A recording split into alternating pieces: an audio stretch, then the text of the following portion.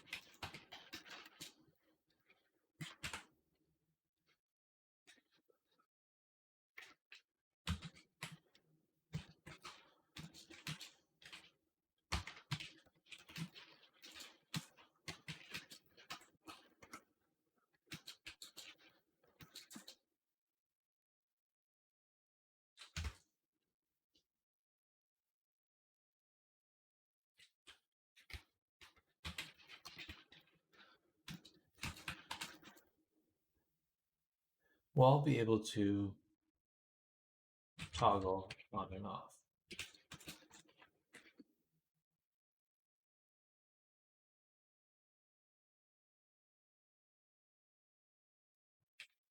So we have clear lens.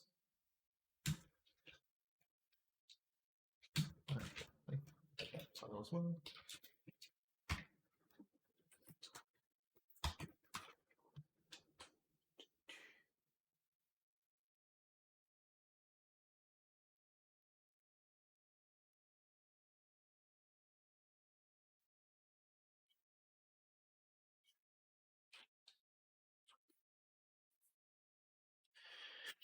And I'll try the lens.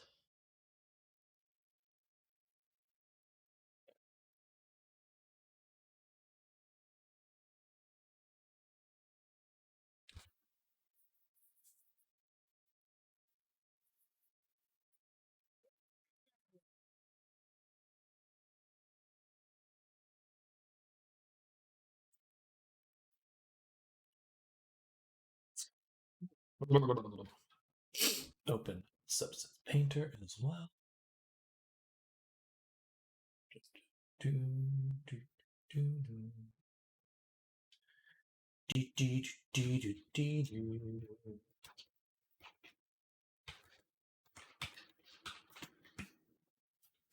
Bang, bang, boom, bang, boom.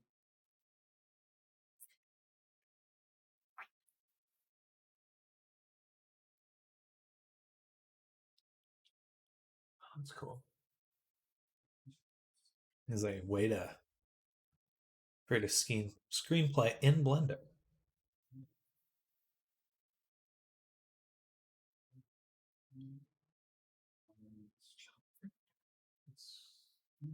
No. You really managed to run the script and Blender, which is great. You would also allow you to assign. That's really cool. Lux, what? You're so needy today. What do you want? What do you want? What do you want?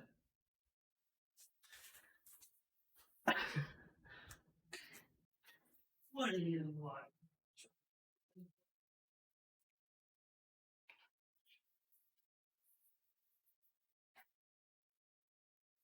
What? What are you yelling at me? You just want to be a pet. You just want to be.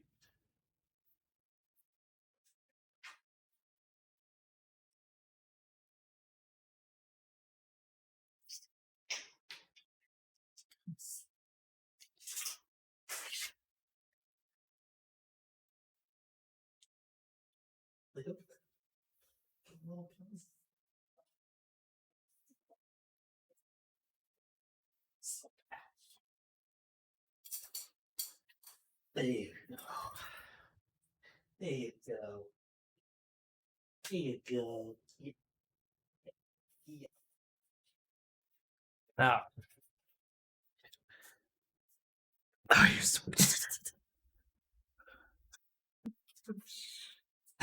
Cats. Oh well. This is really cool. It's like a. Huh.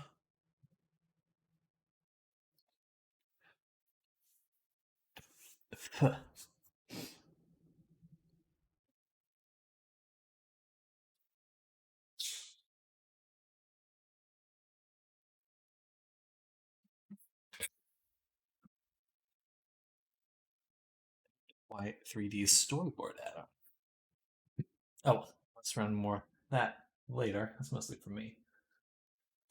I've been looking how to make. It's like I don't want to be. I'm so stuck with just drawing, and when it comes to making stories, but if I had it all in Blender, I could really just push everything super quickly, which is exciting. All right, anyway, let's go ahead and wrap up making the clothes for Toklo. So, first step will be to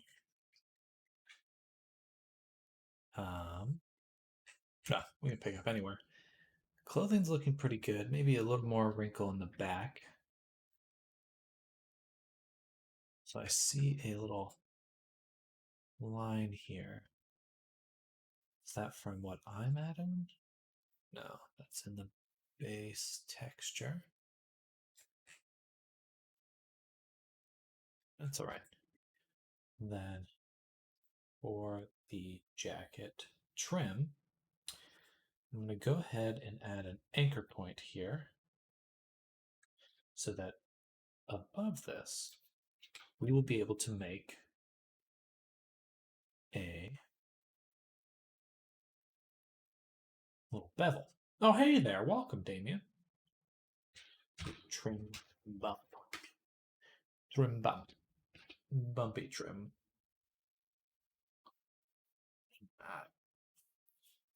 And in this, we'll add a fill.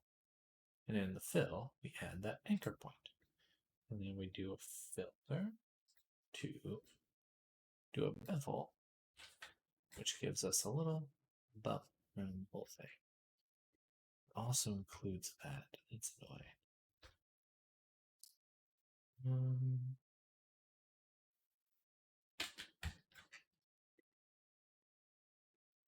Oops.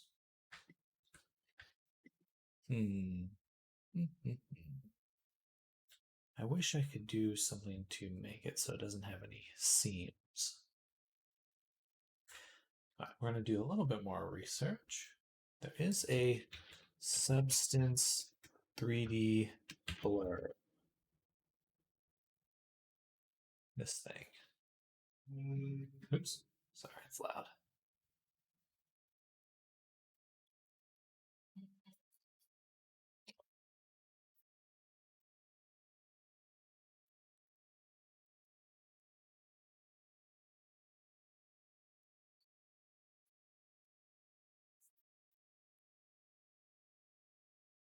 Need to position that.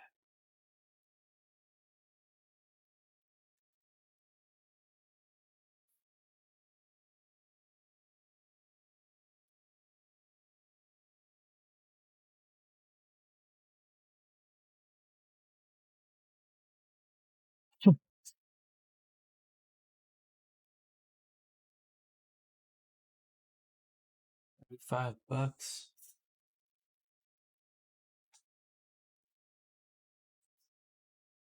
Hmm.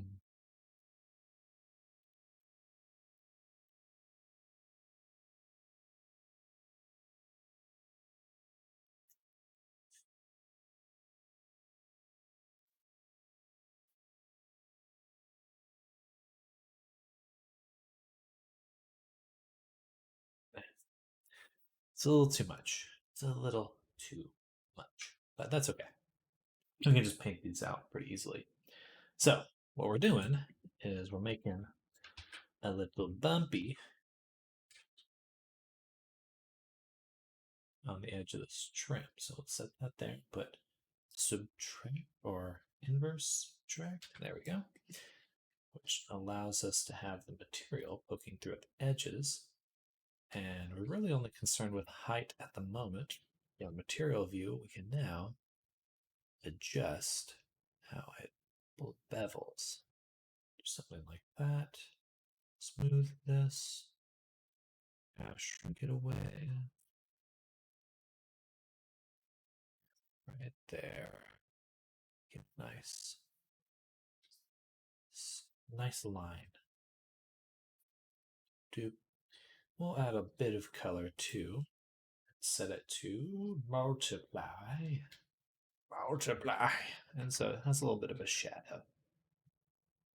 A little bit of a shadow.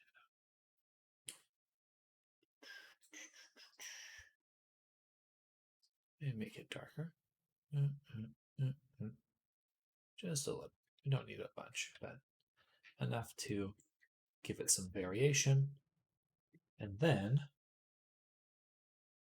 go to our mask and we'll add a paint layer.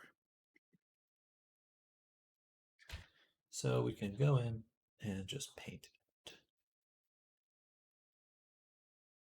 Middle seam.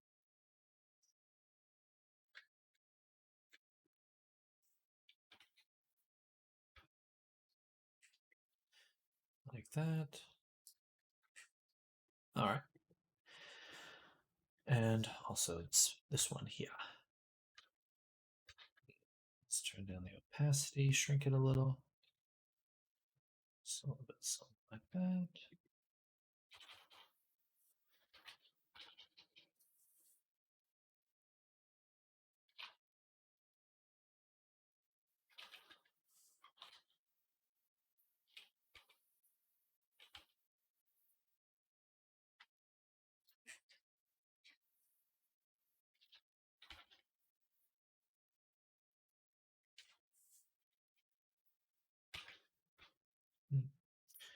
Tiny paint band-aid. Be our little secret.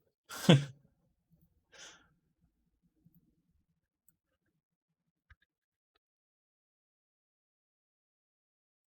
we go. Much better.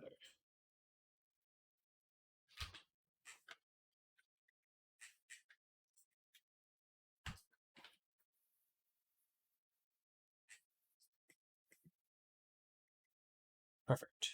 There we go. Nice. Oh, and then the inside one here. Of course.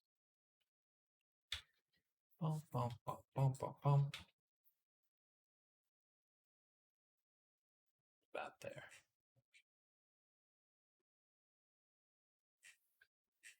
All right. So now that we've done that, we're going to go to our sleeves here. So we have the wrinkles that we've been adding. This will be 3. We're going to make another one, but this one will be a little bit different because we're going to add our trim mask fill, which means that it should only appear in this one. So it's constrained to be these ones. Do that again. Or actually, we'll rename this trim. Oh, duplicate that again. Trim. 02. Naming them may be a little bit over the top, but you know, it's just nice to know what I'm doing. Okay. So a little strong right now. Let's take both of these, go to the normal. Go to the first, the base color. Yeah, okay, that's really what's going on. It's just too intense on the color. One there. And then back to material. Then we'll also do the normal. You know what? Actually, take that back. Since I'm adjusting both of them the same way, we'll set them to 100% both, and then just add another fill on top which will just allow us to do like a gradient kind of deal. Set it to multiply. Yeah, that way it's just a little bit lighter in there. Copy that, paste it here. Perfect. That just lets us adjust this directly. Magic. I am magic.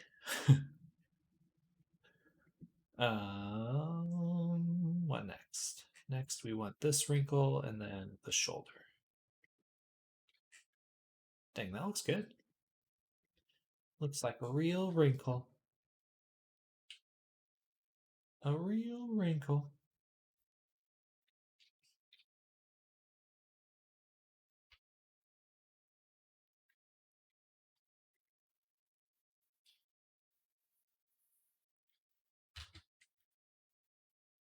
Yeah, that's fine. We'll come back to that one. For this one, duplicate. Move it over. This one can actually just do trim middle. With the hoodie, strings, and pants straps, things have like physics or jiggle bones or whatever. So yes, in VR chat it's called fizz bones, but it's the same thing. The straps will have them here and here, and then his ears, tail, and hair. So should be a decent amount of jiggle.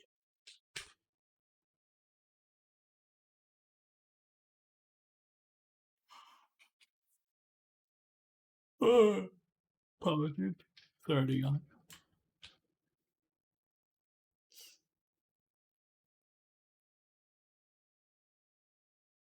Yeah, so we have this one here. But this one will actually change the name or change the type cloth. We'll do this one. Yeah, see? Cloth of 3. That. The ears sound cute. Yeah, it's pretty cool because you can also like have them move with the like expressions. So they'll move when it's like happy, sad, and they not only do they move, but they also wiggle with the expressions, which is cute. I like that look.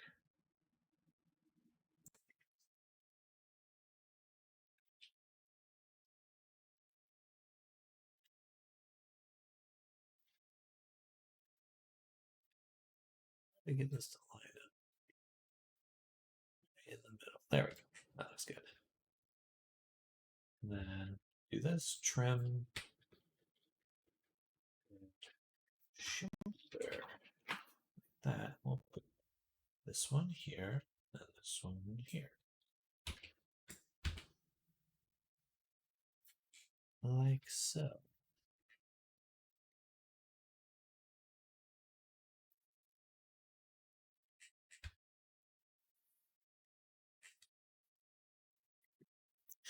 Also, my friend said with his index finger tracking, there are facial expressions tied to certain hand gestures. Is that a base feature of VR chat? Like, for example, when he does finger guns, he winks. It's uh, a standard integration. It doesn't.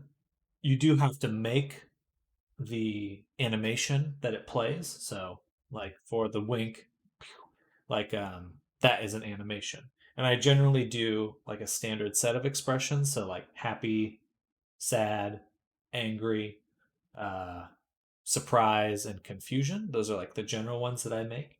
And those will be tied to some of the gestures.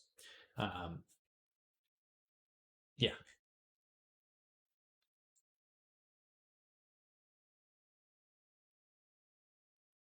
But it's not, VR chat has like a template to set it up, but it's not necessarily, what am I trying to say?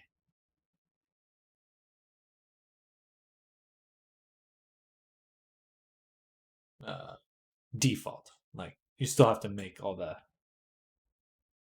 integration, all the stuff that it actually plays.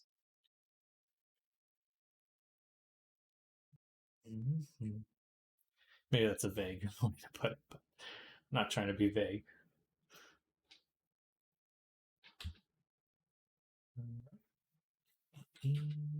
There we go. Perfect. Now we get a little bit of that wrinklage onto the shoulder itself. Perfect. Rotate that. Nice. Now that just looks like it blends perfectly.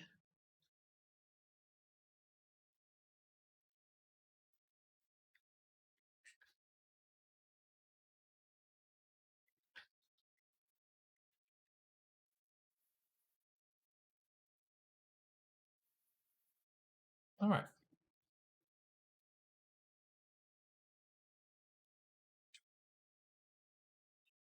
It came out well. Let's make a separate material for the zipper and this interior material. Are you going to be getting an index, or just using your friend as an example?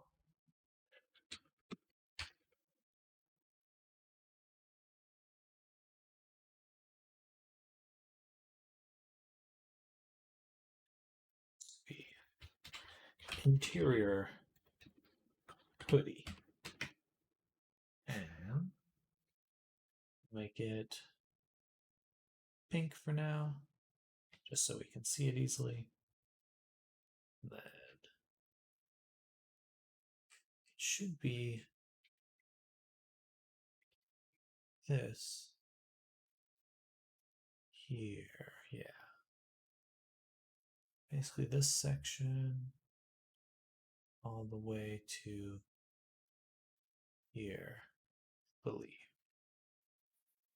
Yeah. Perfect. No, a little bit less. A little bit less.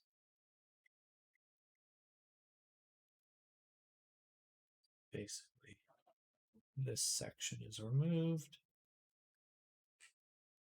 Yeah, there we go. All right. And then let's do like a dark blue for now.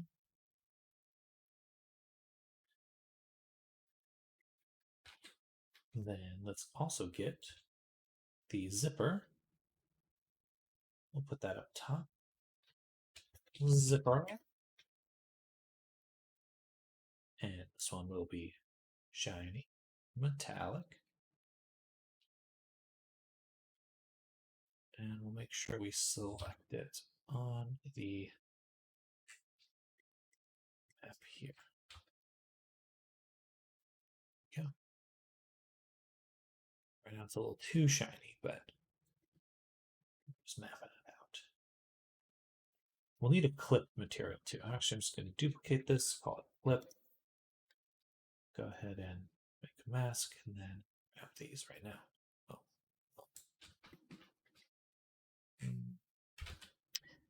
I think it's better that I make selections on the map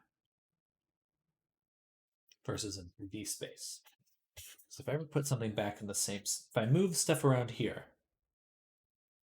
then these selections can change. But if I make sure they're always in the same spot in the UV map, then it should never change. Hopefully. All right.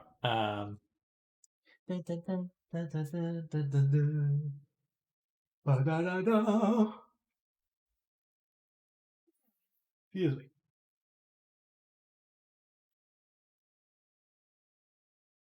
I think I'm going to go back and remove the pocket from these wrinkles. So jacket fold body. It's this one here. Add a paint on it. Go here to the hoodie.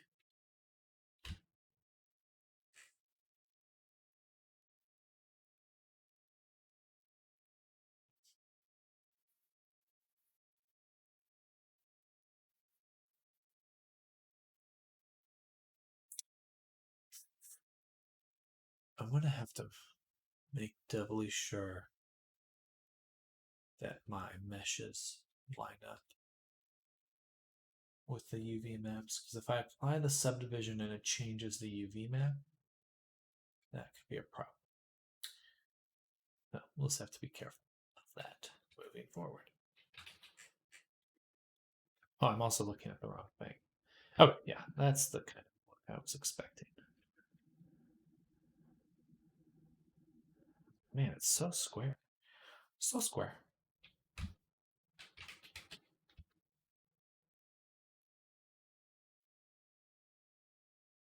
There we go. All right. So now that wrinkle is separated.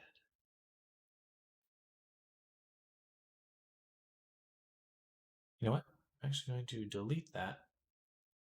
We're going to duplicate this one and call it JFB pocket. And I'm going to move it down here. Remove these gradients.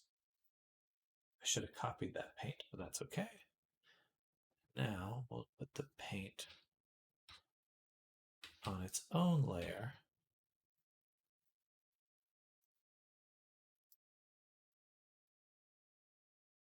This is a smart move because that way I can copy it to the other mask, and then I'll also be able to add it to this one. So, wait, I need to reverse that. Whoopsies. Filter, vert. There we go. All right, and then we can move this around. Just rotate it for right now. That, I guess.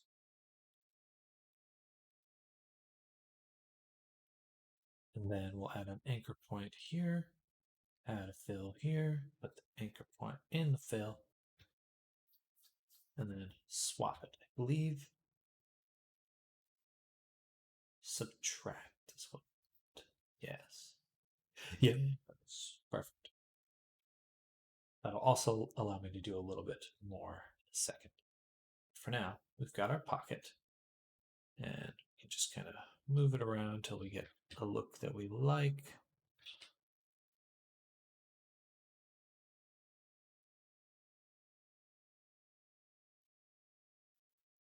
I like that, something like that. And then we'll add another fill on top. Set to also. And that way we can just kind of tweak the intensity of it. Just a little bit like that. Just a little bit of wrinklage. Not a ton. We accidentally got the little center pointed at it. Actually, we'll just stretch it.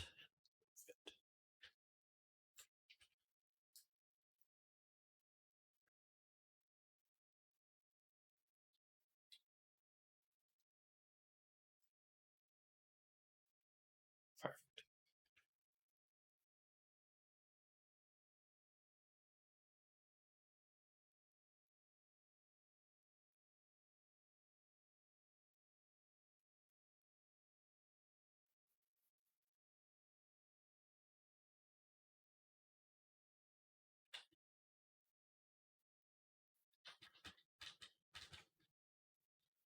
Oh, I could actually just. That's fine.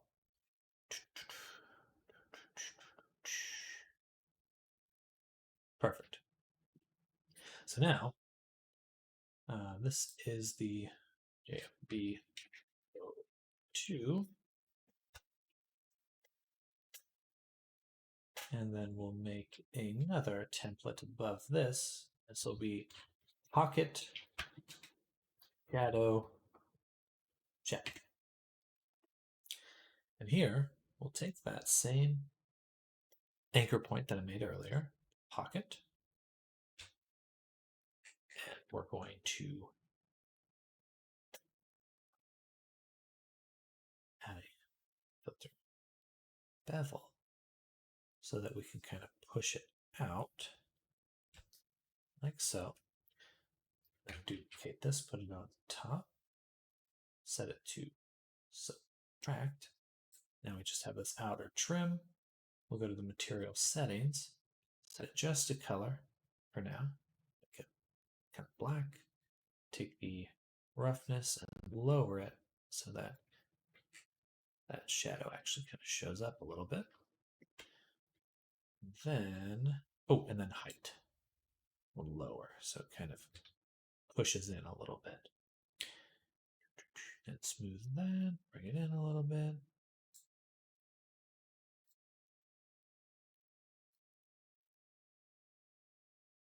Should be smoother than that. Please, smooth.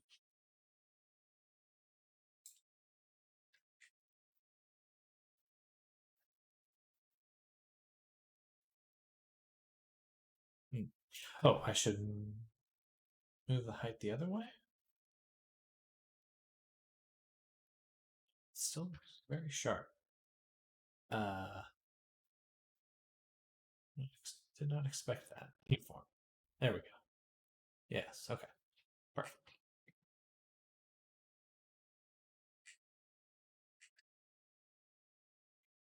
All right. Then,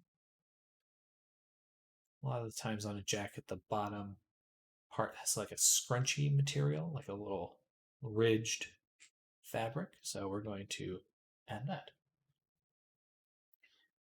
Bum, bum, bum. Drag this out. This will be jacket bottom trim. Like that. First, we just want to target just those faces here.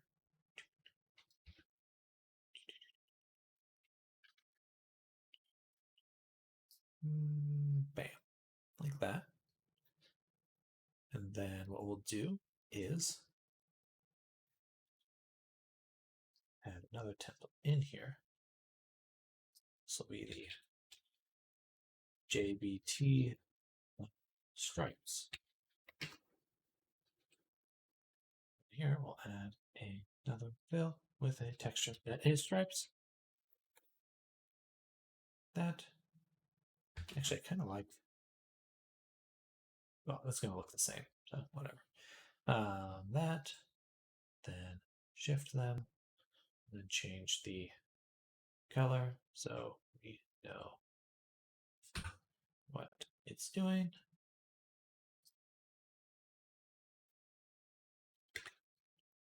That. Then for the stripes, we can of course turn up that amount of stripes, kind of tweak the width a little bit, make it a little softer too. I think we're also going to just take that so. All right, so it looks pretty good. Now on these layers, we're going to just pull that all off. Only give it height, so it's actually kind of a textural difference. Nice. And then maybe a little bit of roughness in this direction so that it gets the grooves of it. And we'll set this part to the base color to overlay. And yeah. Now we just got, that's not. Oh, gotcha. This one needs to be all black. But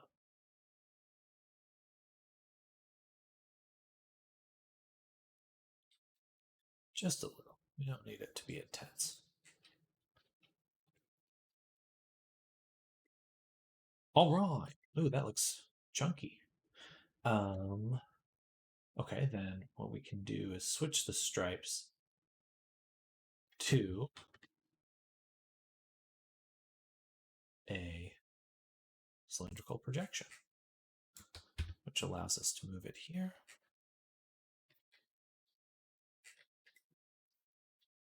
Maybe over a little. rotate it. Gotcha. It just needs to go this way.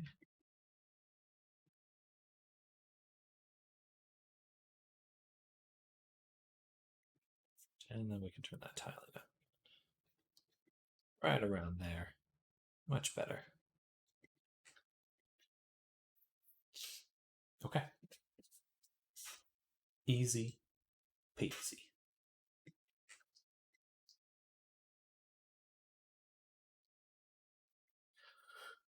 Next, there is some text on these belt portions.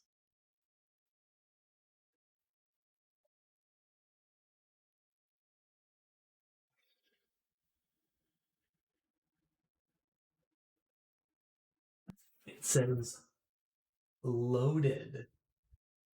Loaded? Locked? Oh, locked and loaded. That's what it says. Okay. So those belt fabric is there. And we'll go ahead and drag this out and we'll call this belt text. And in the fill, we want to add text. Font. Perfect. So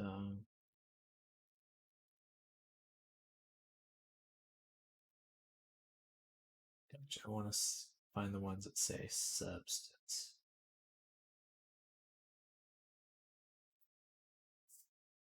Then in here,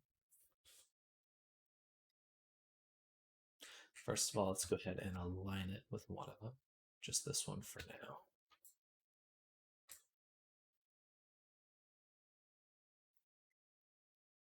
Oh, I didn't mean to squeeze it. Boom. Sure, something like that. And then bold, and capitalized it. Capital. Locked and load. Locked. I think it's just a dot dash loaded. I'm 90% sure that's what it says. Could be wrong, but I believe that's what it says.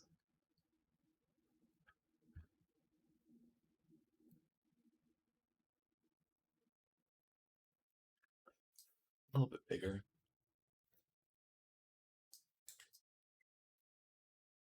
Funny that text is flipped there.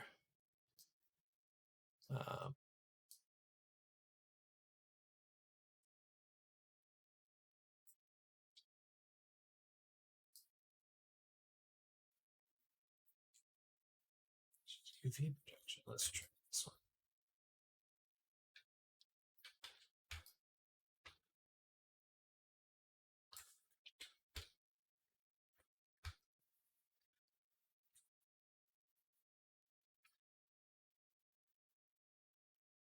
Repeat horizontally. So now it's only on this belt.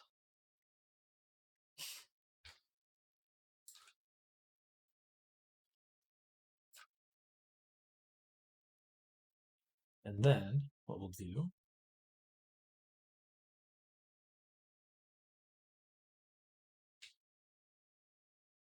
first, we'll adjust the color. Just make it a bit darker. And then I believe I can go ahead and just slap an outline filter on here.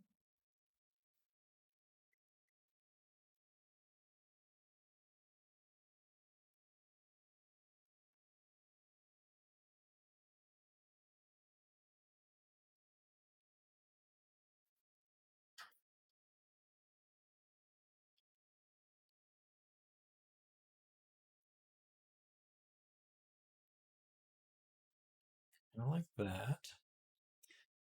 And then we just want to add one more levels so I can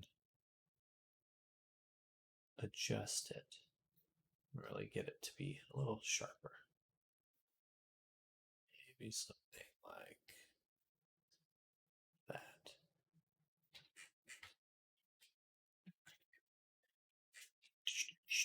All right. there's one. We gotta take this font, duplicate it, and we'll move this one over to here.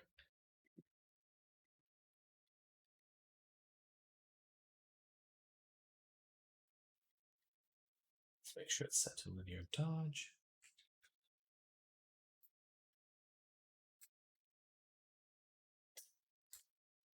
Duplicate that one, move it over so it's on the back too.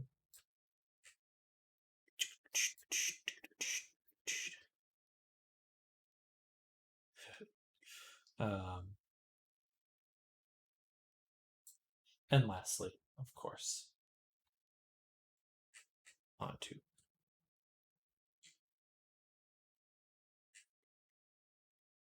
this belt over here.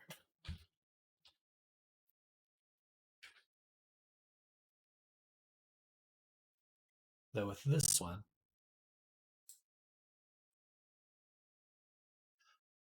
oh,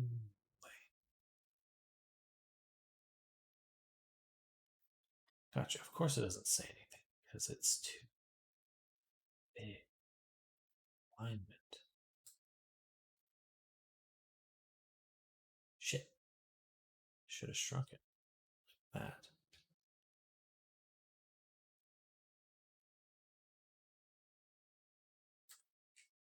Oh well, that's okay.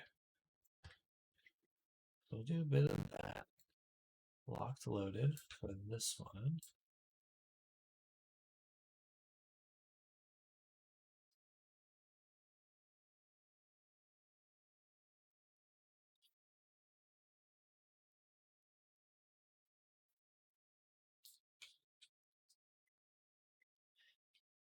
And we'll just make sure that this one has no repeat, so it's not affecting the other sides. But then, for all these other ones, we do need to go back and adjust this size so that it actually has the text on it. Okay, pretty easy to fix, thankfully.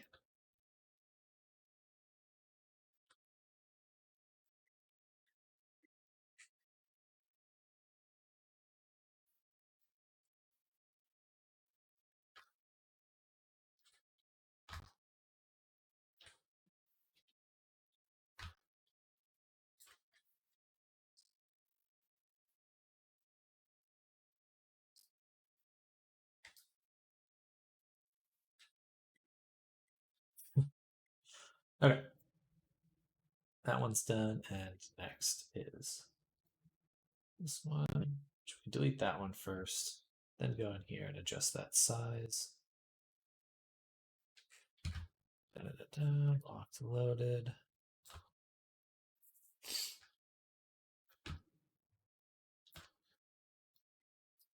Something like that. Duplicate and just move it over to the side.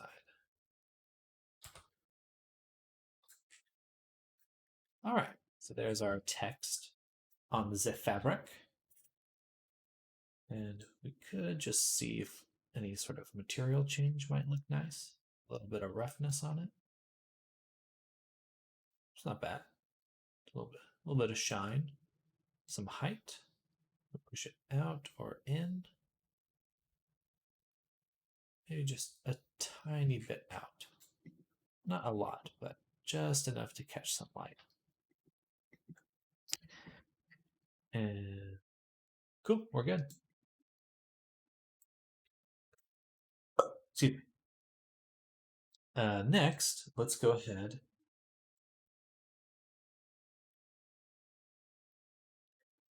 and save. And we're going to turn our attention to the zipper.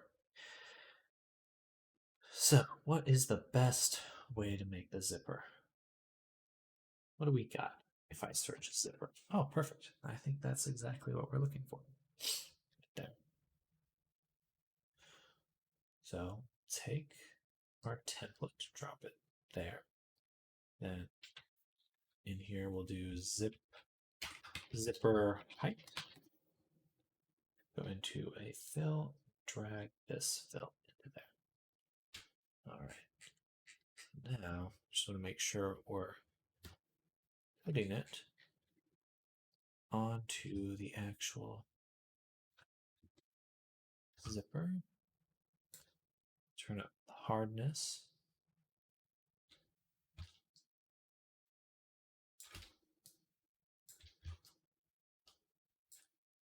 And then repeat vertically. It annoys me that there's some fade on there. Why would that be? Might have to go make my own zipper texture. As annoying as that would be, it's probably necessary. Let's just play with it a little bit. Go here, just adjust the height.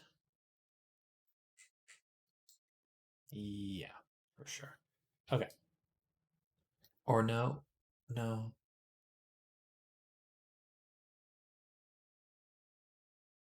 Because our zipper is symmetrical. So we might just need a different object entirely.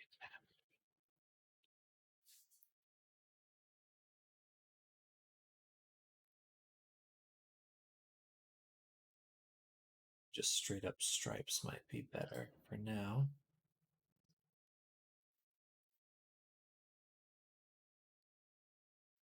Yeah, okay. Oh, yeah, that's nice. Do that. Tile it. That's really intense. I go in even further. Just starts blending together. Do the height. Warp. Actually, the stripes. Let's make sure we can adjust the width. Yeah, I like that look. Nice. All right, and then go to the coloring. Make it black.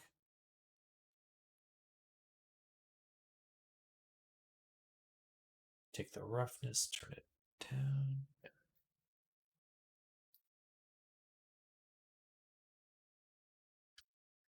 Did you learn how to do all these specific materials individually? I would say that there is a yes and no. There's once you start thinking in patterns. Um, I have learned it all myself, but generally there's like kind of sorry, I got some cat fur on my nose. um, there's just a lot of knowledge that's shared between it. So if that makes sense, it's like once you understand how to do one cloth, it makes all the other cloths a lot easier to do.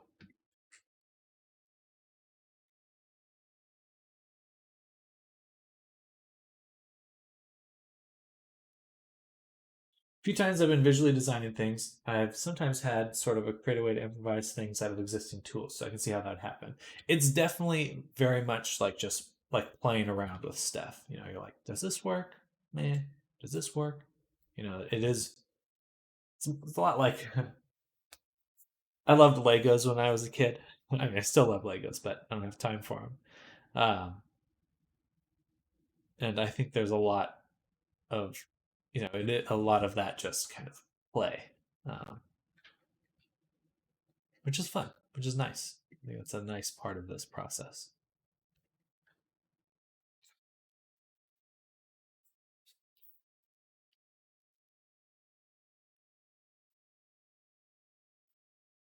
I'm just going to go ahead and add a fill near dodge. This will be a gradient like this.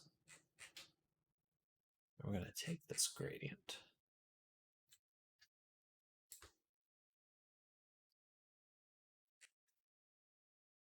and use it to adjust the zipper. Whoopsies.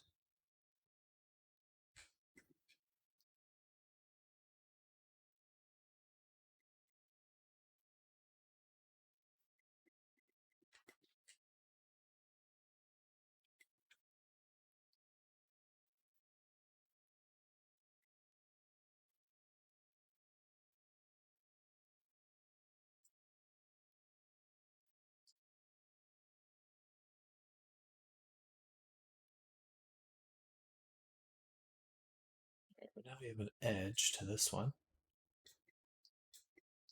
There we go. Then we'll duplicate that, flip it, move this one over. Actually, this one should go right here.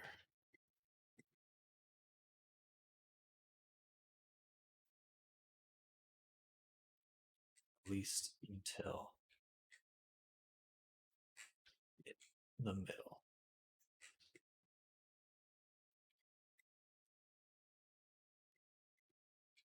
Right here. All right.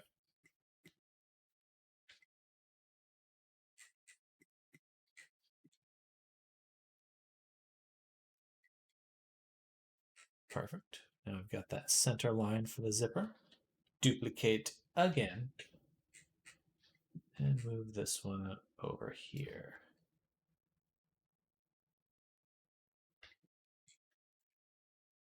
Right about here. Oops.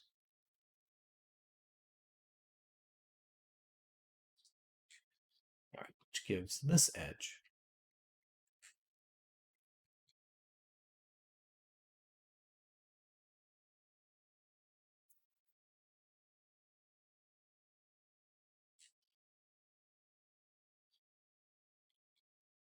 All right, I like that. I think we'll kind of push it in a little bit more.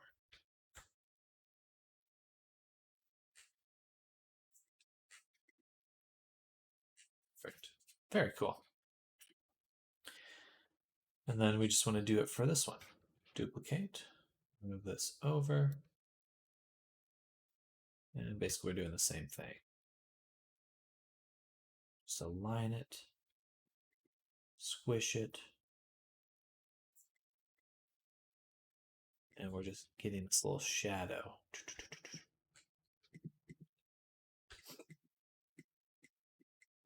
Perfect. Flip this one, move it over here. That's this interior edge. Then one more for this little piece there, which will be the middle zipper. That one's a little too intense. Kind of do a little bit of that.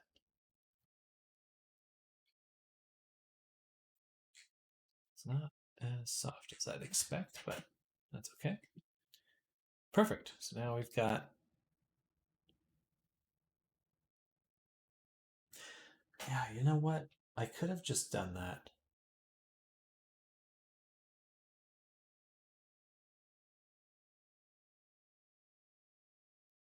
with a bevel.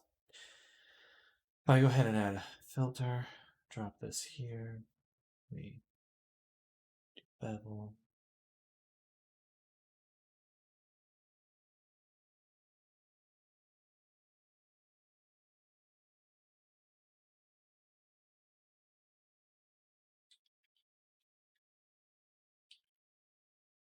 Hide that.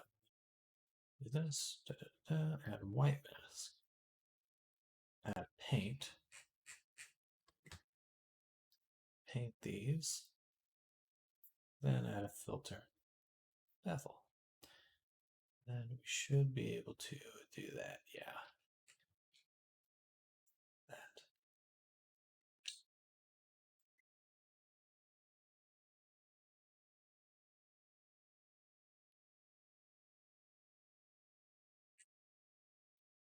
Which would have worked exactly the same, but just a little bit more even. A little bit easier to adjust to. So we'll do something like that, and then add a levels and tweak that. So first move the edge away. Kind of. Oh, that looks so much better. A lot cleaner. Okay. Next time we'll do that.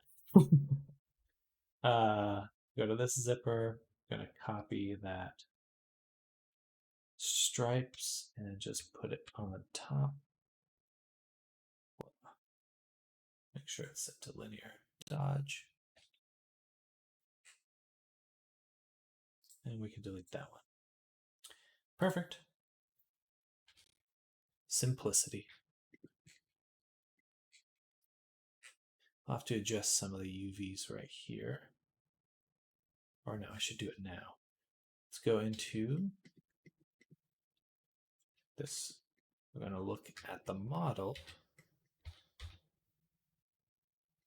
And we can see that it is stretching a bit.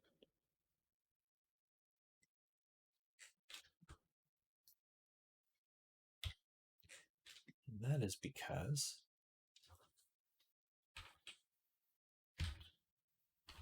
of the UV map. So all we need to do there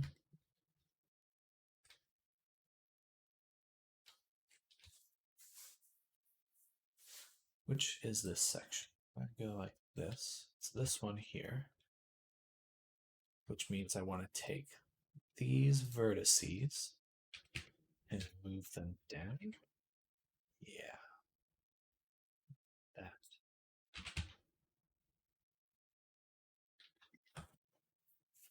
Perfect.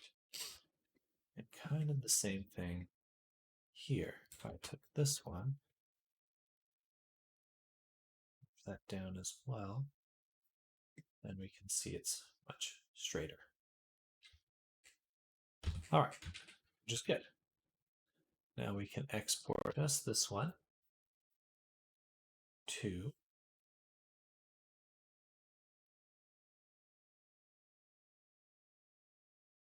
the close low poly. Export. Save. Return to substance. Edit. Reimport mesh.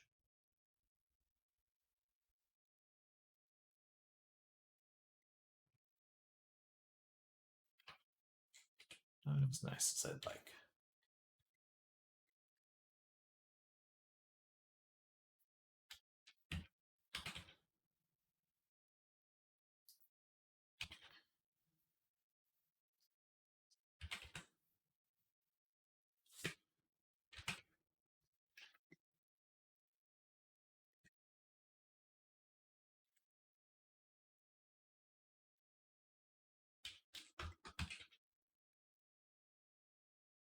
Also have to rebake the textures. Maybe it's more about this.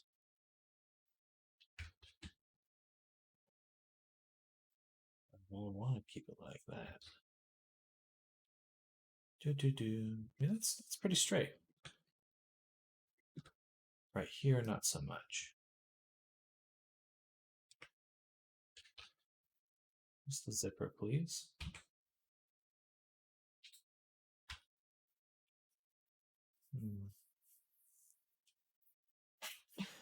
What can I do there?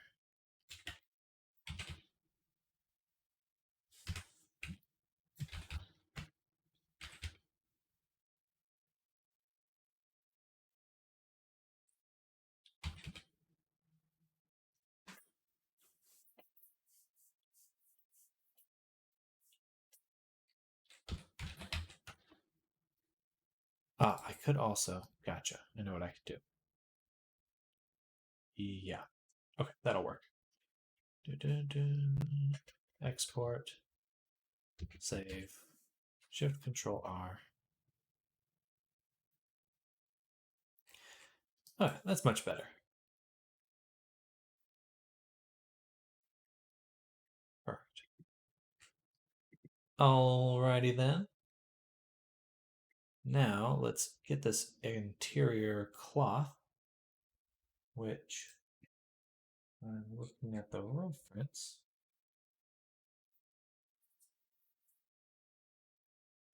So it is this. Well, no. Like a very similar but slightly different material. But most importantly, is it has a shadow here and different wrinkles. So we're going to go to our interior hoodie. Grab the template, drop it here. This will be interior hoodie jet. And pretty straightforward. We add a mask. Select this object. Then right click, filter that. We can adjust this till we get a little bit of that.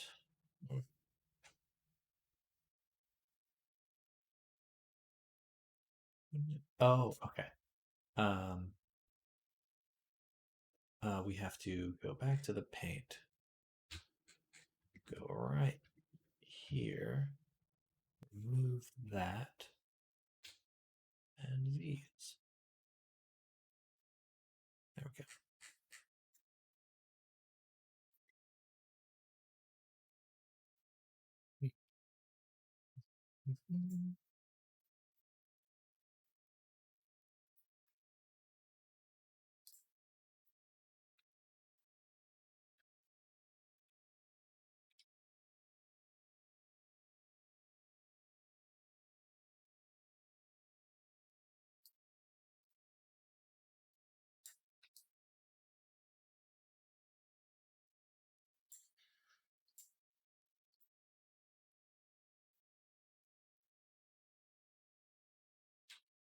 Something like that, with more smoothing.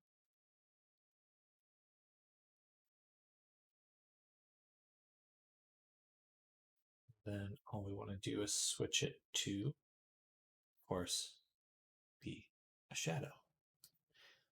I always like putting a little bit of roughness in there and turning it down so that the shadow actually kind of pops. You also put in a ambient occlusion, which is nice. Actual shadow.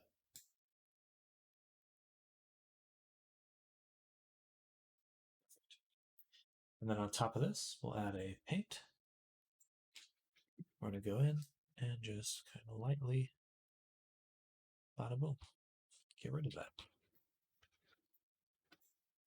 Set it to multiply, no, subtract, I believe. Multiply.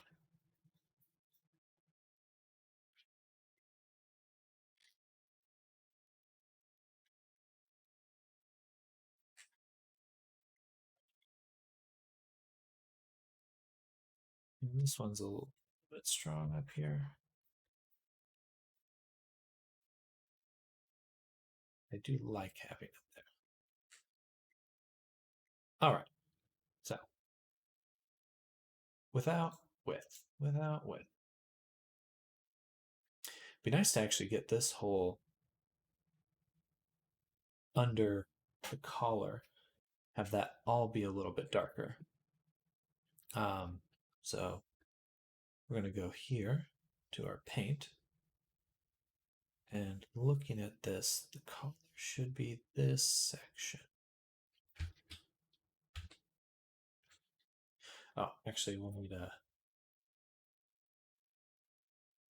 another paint layer for this one, which we'll set to linear dodge, I believe. Yes, so this way.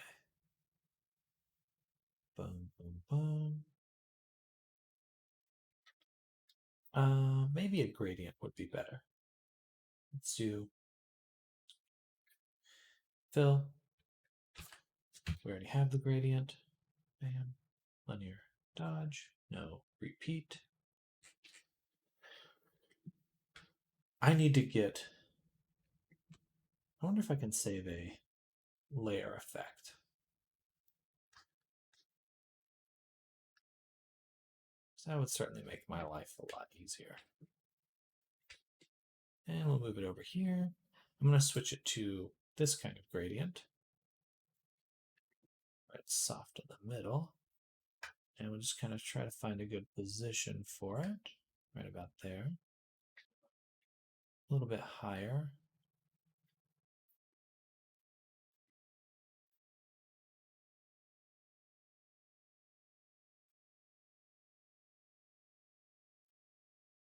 I like the effect it's having on the back.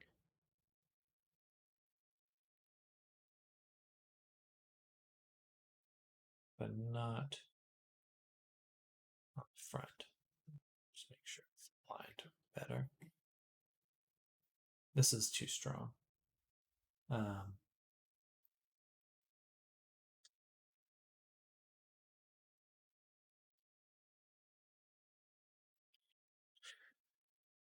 I think we'll have to duplicate this.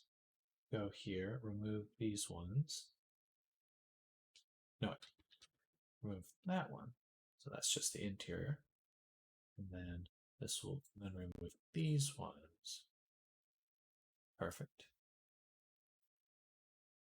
And here we can add a paint of our own, which allows us to go in and just soften that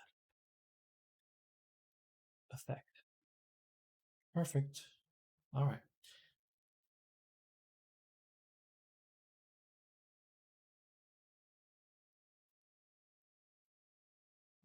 About there.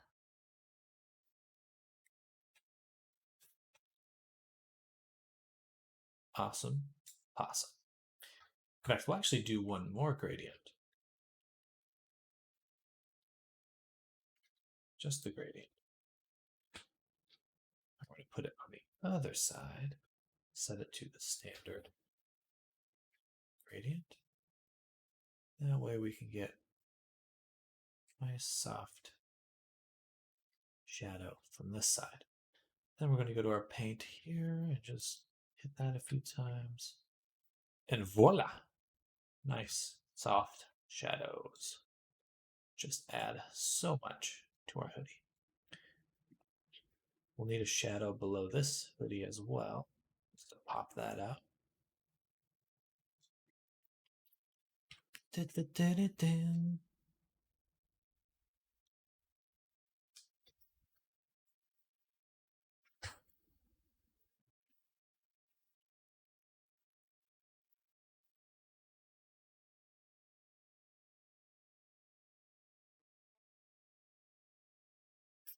Let's tweak our baker settings and play around with them a little bit.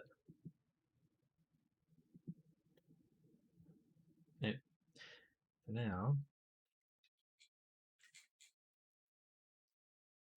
shadow.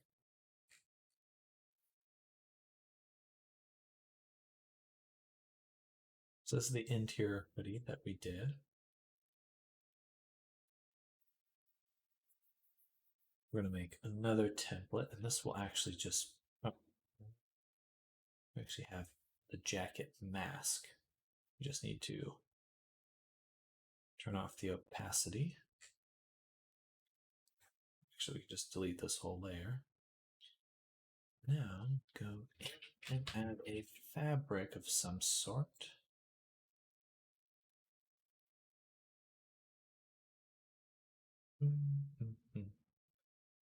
This.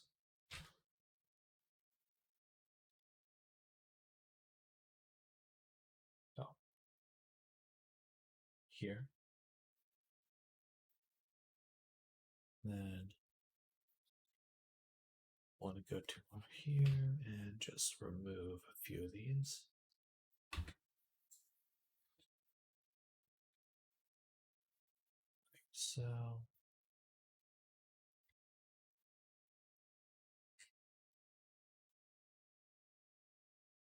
Probably the trim too.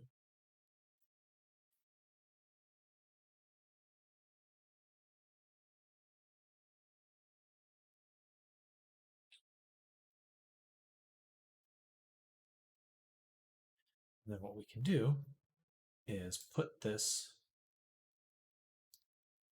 to, first we can kind of just do that, then tile it a few times, say 8 times. Now we have a nice fabric-y look to everything.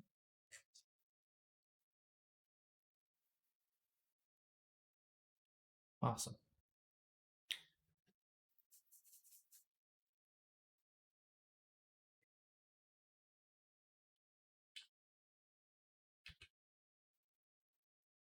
And we'll actually set this to overlay. Turn back up a little bit. Or perhaps multiply. Still gives this odd. Never mind. Just take that out. Yeah. All right. There we go. Next, we'll do our main goal, which was to get the shadow of the hood. So we'll call this hoodie shadow. Color, roughness, and that's it. We'll lower the roughness and shadow. We're just going to paint manually on the texture. Yeah. Okay, just kind of softly trying to do this pretty subtly, I guess. Subtle-ish. First, I just need to find where I'll actually be painting. I guess it's right in here. Like that.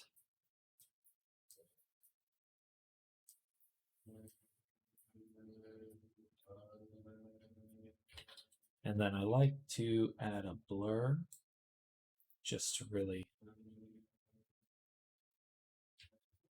soften what I'm already doing. Otherwise, sometimes it's just, it doesn't look quite right.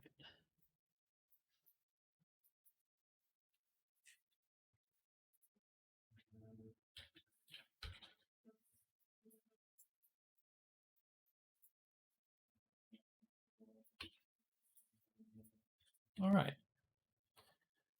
I think that's pretty decent. If I go to the material view, we just toggle this on and off to see that difference.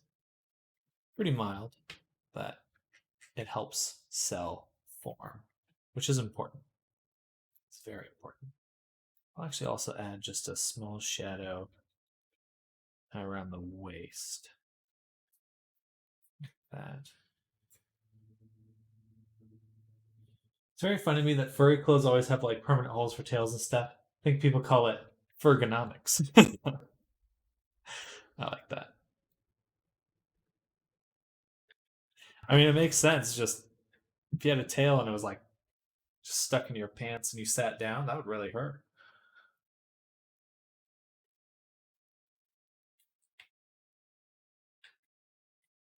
Let's also get a shadow here, right on the zipper. So we'll go ahead and add another fill with a gradient.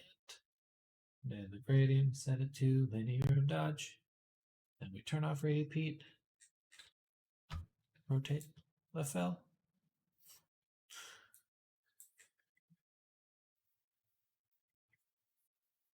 So, hello, and want to sculpt some cowboy aliens for free? Cowboy aliens? What are you up to?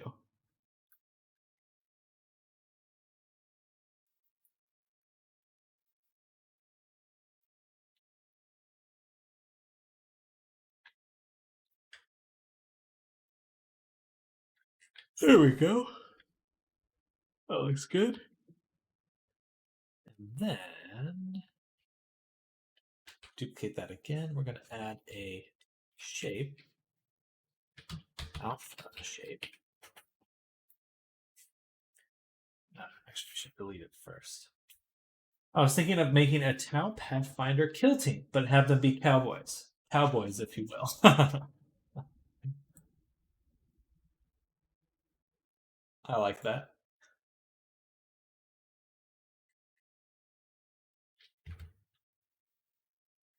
Can't say that I'll have the time to make them, but I certainly will be cheering you on to realize that dream.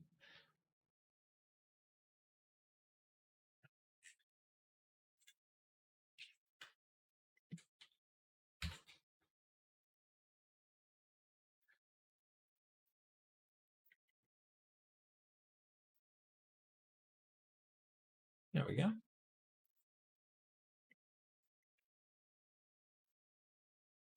Perfect. I think we're pretty good on the jacket.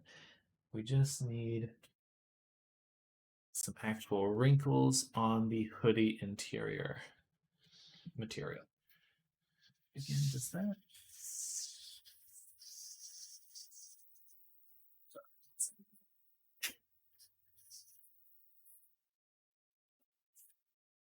landscapers?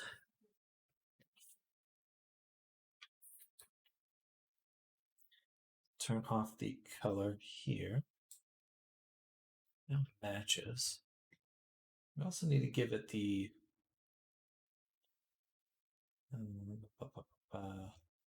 say jacket bump. No, just jacket.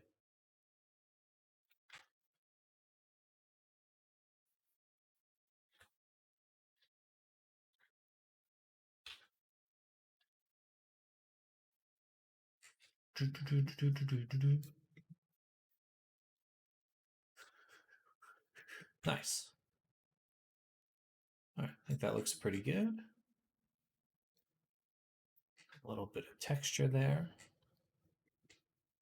But I do need to actually figure out the little strings here too. I think we'll just go ahead and make sure they have the material. And then the zipper, we'll just include that in here. No, we'll need it. We'll include it with the clip material. Twitch encouragement. I'm here to encourage you to keep on streaming. You're doing great. Well, thank you, Twitch encouragement.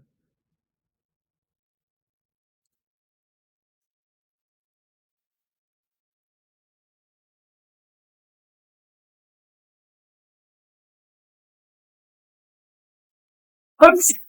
Woo! Excuse me.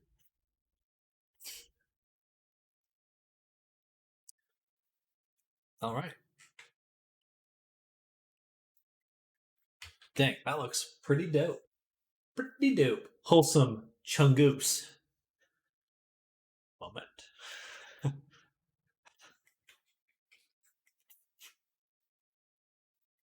He's got that chungoose. Do you have a fancy mic? That was like a 3D sneeze pierced into my ears. I've got a Yeti. One of these guys. A blue Yeti, I believe.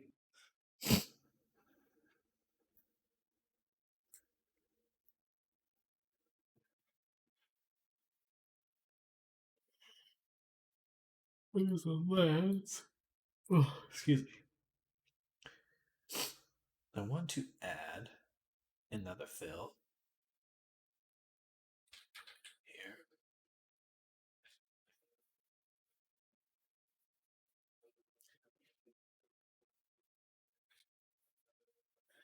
It's hard to describe what that sounded like, but it peaked part of the range, and only came part of it came through. It sounded very funny. I'll have to check the recording.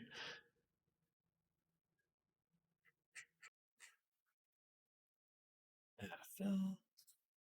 Of course, a gradient.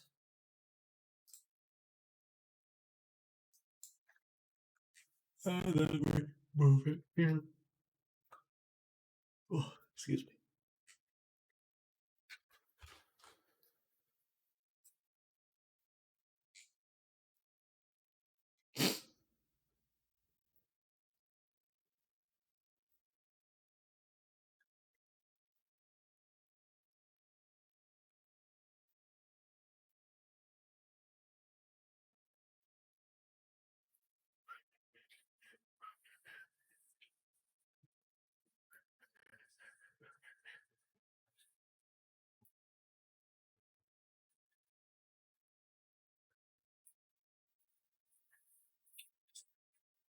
Oh. Did you need to hide? Was all of that scaring you? Go, go, go, go, go, go, go, go, go, go, go, go. She had to go under the bed. That's my cat, by the way. Just she busted open the door and it's like it's time to hide. There's a lot of sounds outside. And I'm just a little kitty cat.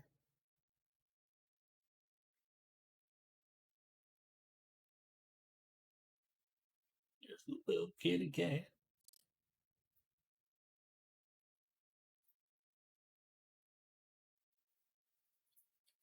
Primal fear. Indeed. There we go. Now they got a nice little fade on them. Dope.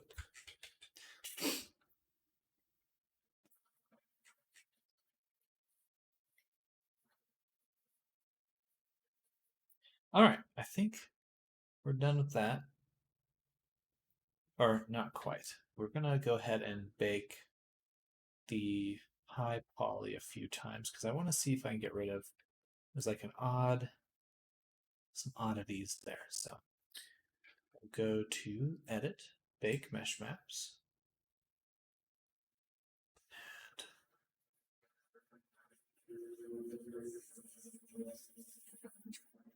Aces.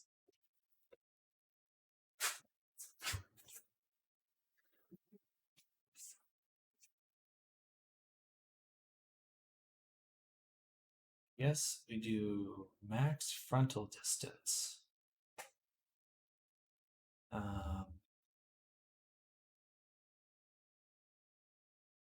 0.005. Just lessen it. That looks better. Okay.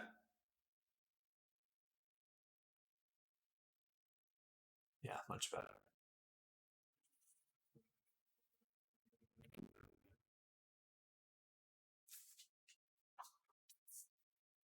All right, that cleared that right up. Thank goodness. Easy peasy. Lemon squeezy.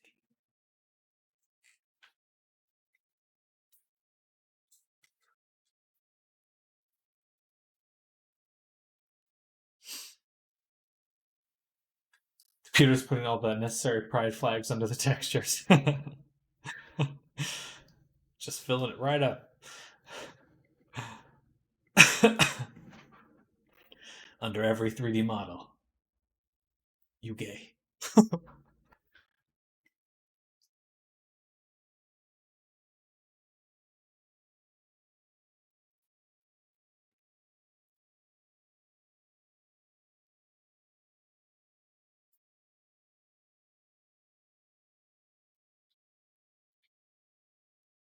There we go. And zippers are in there now. I think we're good. Nice. Let's go ahead and save. Toklo has legs like an onion, or the model of hell from Dante's Inferno. He's at least got 2 layers on his jacket.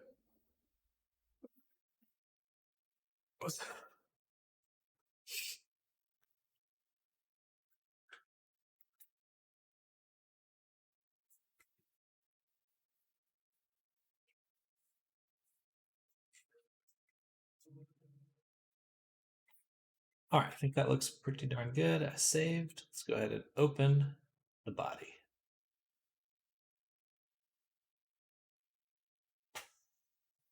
As soon as it loads. There we go. All right, so now we're onto the body. And I'm going to go ahead and open my reference over here as soon as this actually loads.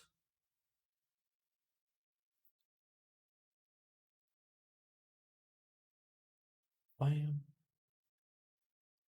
All right, so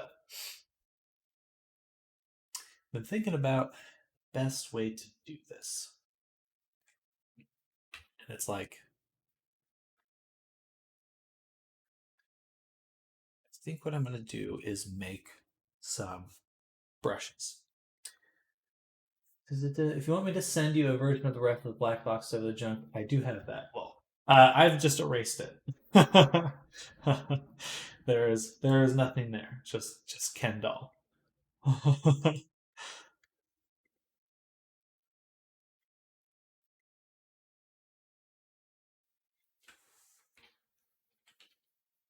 Ken doll, if you will. Exactly.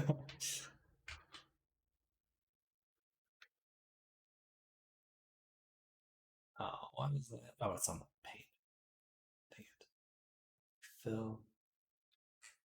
Let's just do. What?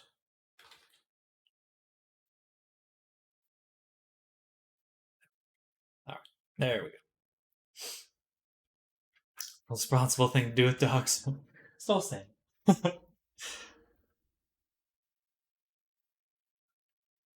Okay.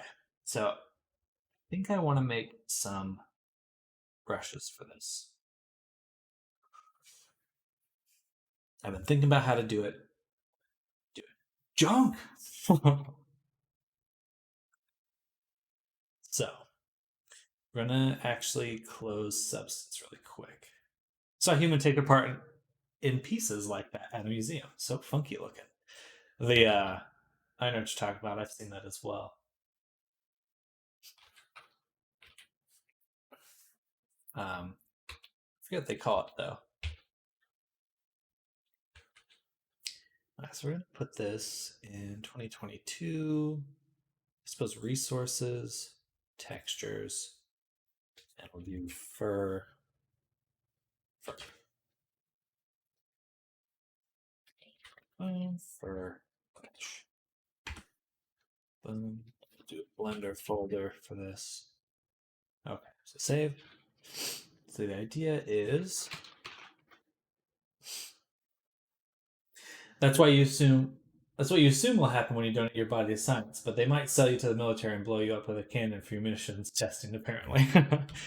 There's a whole farm, they call it a farm, uh, where they just take your donated body and just put you in a condition to see how you'll decompose.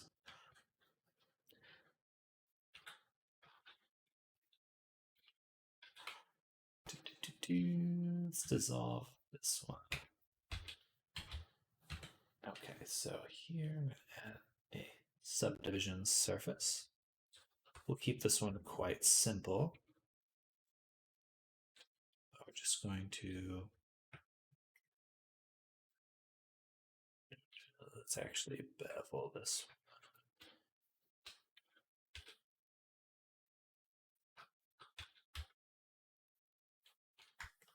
Okay, so 1,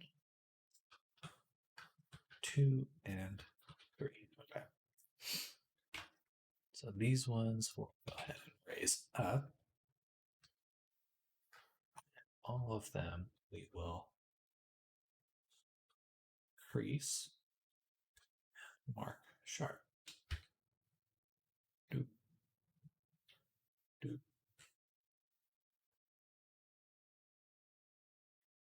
Hey.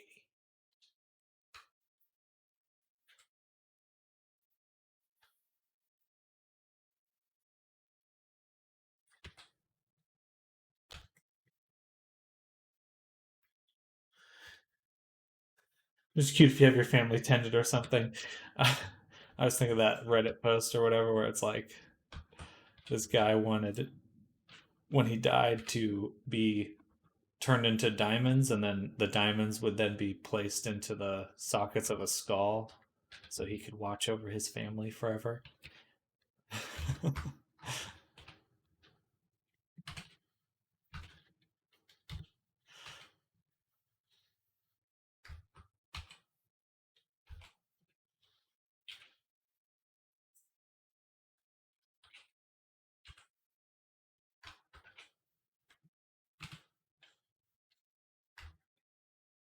And I'll go ahead and crease this as well and mark sharp. All right. Now, the idea is that we have made a little tuft of hair that we can then bake.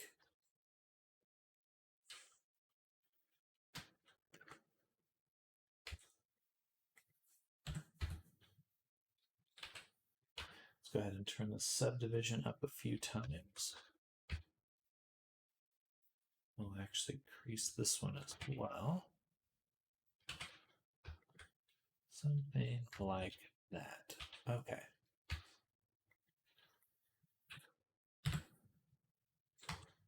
Yes. Yeah.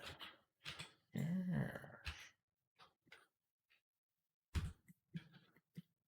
So now that we've done that, actually, can I just turn off the normals? No, I want them on.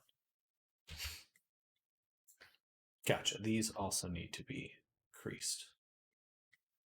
0.6s0. That's why it was looking a little different. That's why.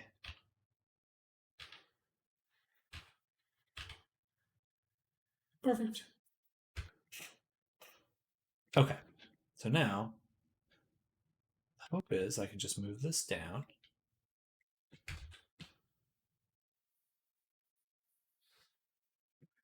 And I'm going to subdivide it one more time. I'm going to go File, Export, FBX to here. Actually, we'll go up one, Substance Painter. This will be Fur Mesh 01. Export Substance Painter V2, export, save. And then we'll call this one the Fur Baker.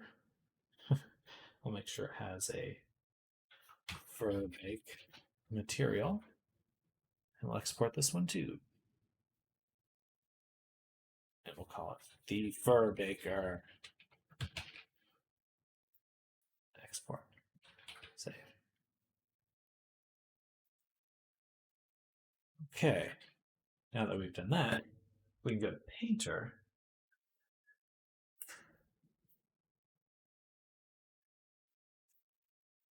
And we'll do File, New, Select, 2022, Resources, Textures, Fur, Substance, Fur Baker. Okay, I should have copied that path.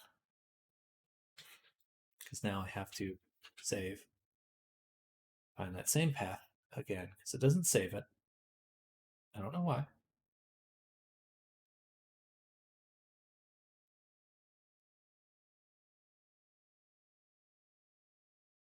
Fur Baker.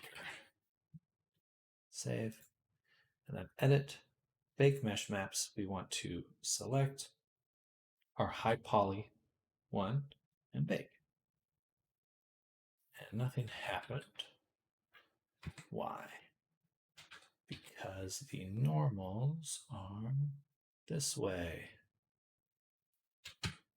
Which means I should put it here.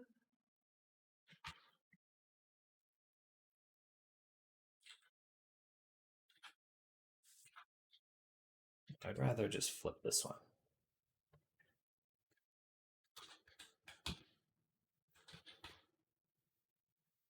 Mesh, normals, flip. File, export, FBX, Fur Baker. Back to here, Shift Control R, edit, bake.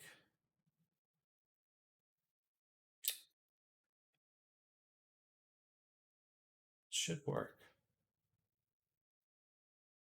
Max frontal distance, 1. Bake.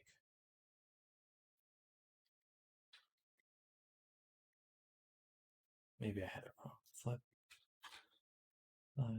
Export FBX Fur Baker. Bada boom. Shift Control R. Shift Control B. What?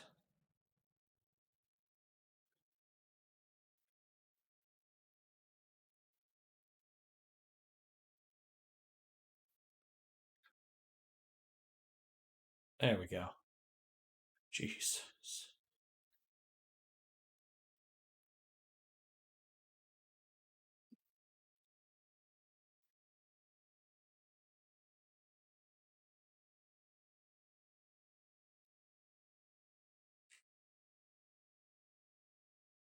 Okay, so now we've baked this first strand.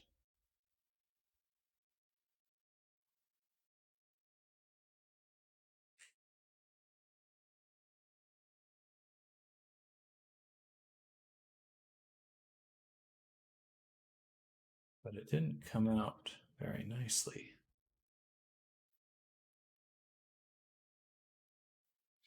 Why?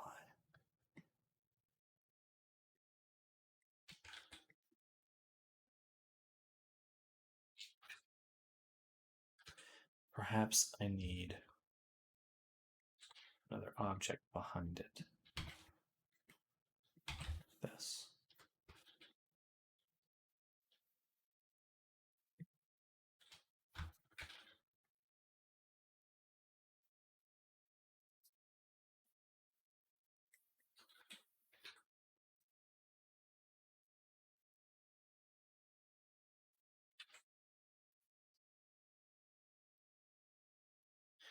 This is applying the modifiers.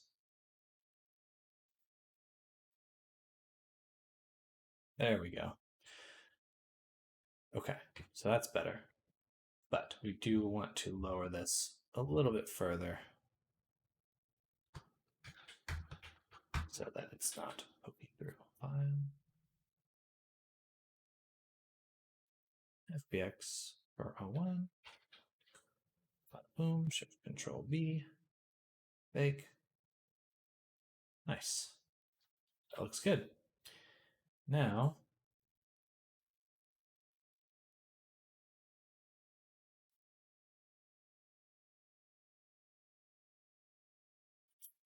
wonder if I can do something like this where we add a material to this one, make it black, and then we add a material to this one, make it completely white, and file, export, fbooks, 01, export, save, bada boom, and then bake again. Nice. It did. Perfect. So that is exactly what we want.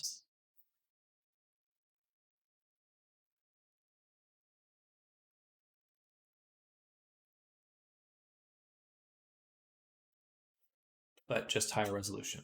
Bake 4K.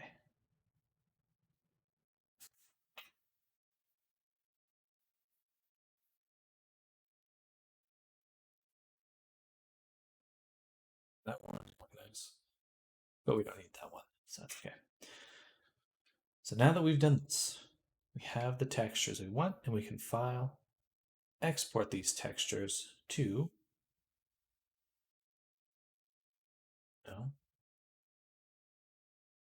resources, textures, fur 01. Select folder. We want to export mesh maps at 4K.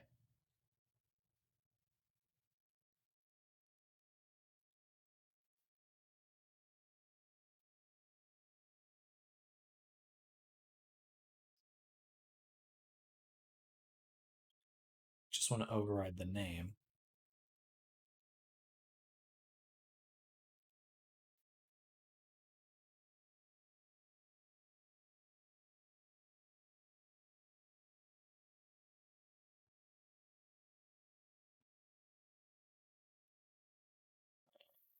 We'll go ahead and take the mesh maps, duplicate it, call it fur maps.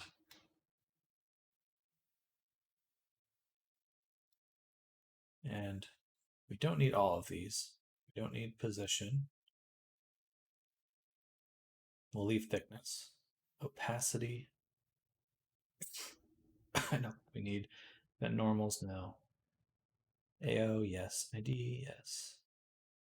So I'll actually rename this one to alpha. Ambient occlusion we'll rename to AO.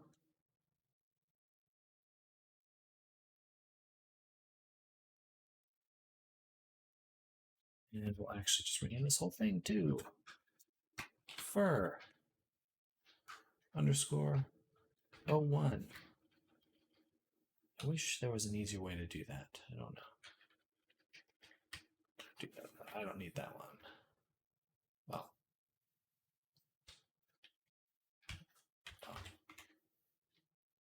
color space. Or no, I don't want that. Well, curvature, we'll keep. I don't really need it, but that's all right. Thickness, no. Height, yes. Cotton fur K. That's a good one. And now we'll use our fur maps. Perfect. Export. Save. Okay.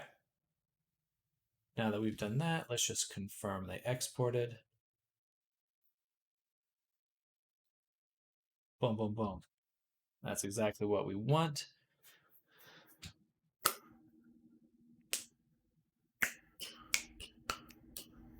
Okay, perfect. So now we can take these,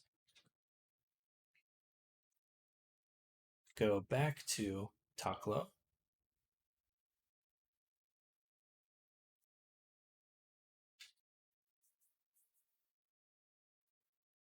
and we're just going to grab these, drag them in, importing them as fur. They're all texture except for this one, which is an alpha. And yes, perfect. Excuse me. But now, what I can do is create a paint layer. We'll drop in our fur alpha. Only do the normal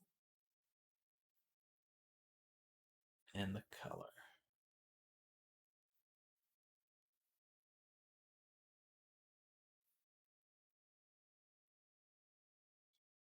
Perfect. So my hope is that what we can do is go around and create these layered hair. Why is it see-through? Because the flow isn't perfect. I hate that. I hate that that's possible. No, it's something else. Something about the normals mixing together. Or perhaps the alpha isn't perfect.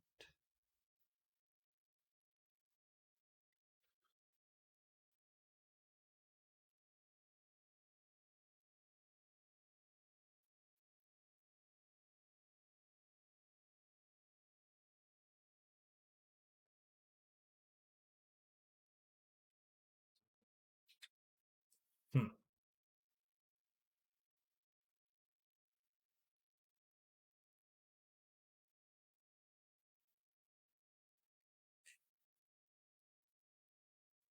If I turn off the alpha, and we just do a full stamp. No, we still get that mixing. Okay, so my alpha's fine. It's something about how the normals blend, of course. So, substance, painter, normal, or brush, normals, bake. We're not working. Actually, perhaps instead, I should not do normals. I should do height. We go back here, or we can go back to painter, back to our baker, back to the export textures, and our fur map. We want to add a gray.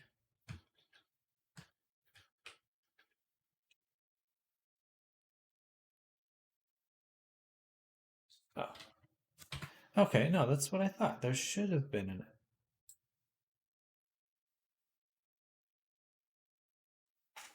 There should have been a height.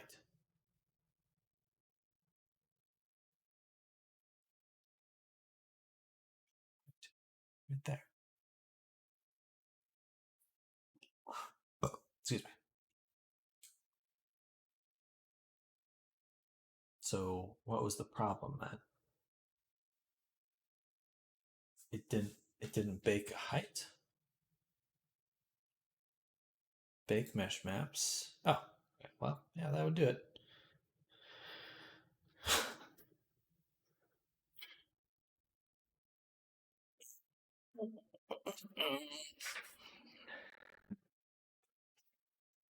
What? No, there's a height. Okay.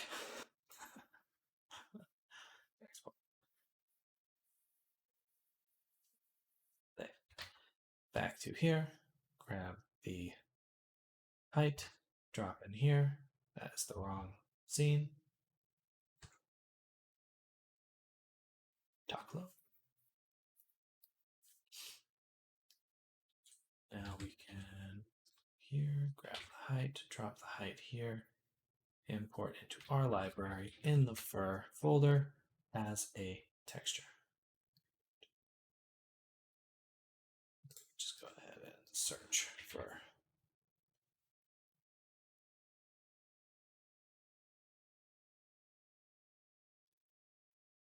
then in our layer, in our brush, we don't what? It didn't save it. About ready to smack my computer upside the head. I have to save it as a brush, I guess.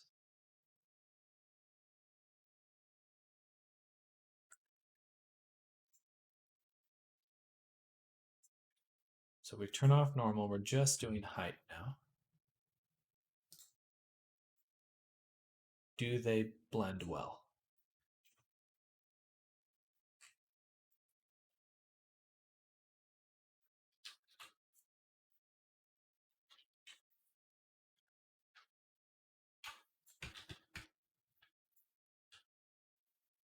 Better.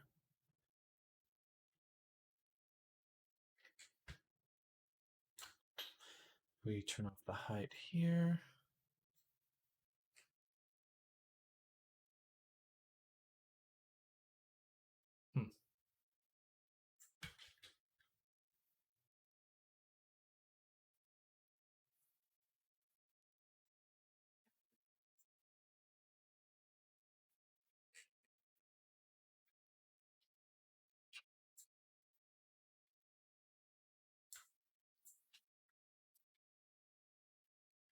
Bleh. All right, most importantly was just the alpha.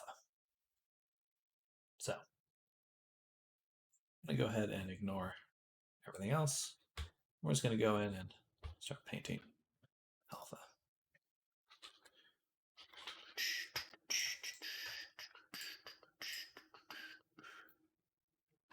Da-na-na-na-na.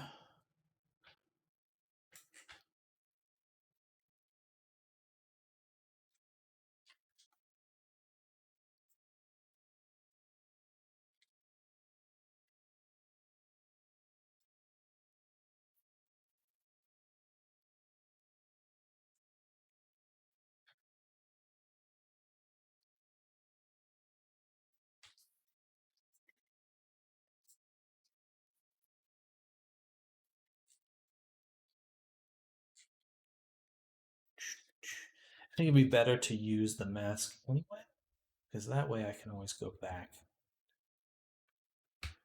paint in the height or normals within the mask layer, which is a little bit nicer.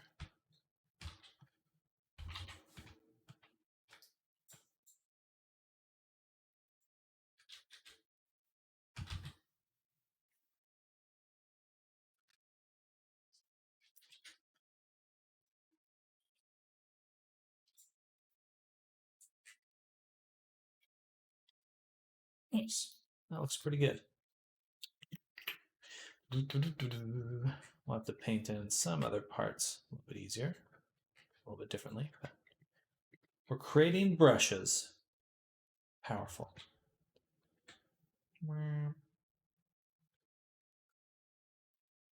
A bit like that.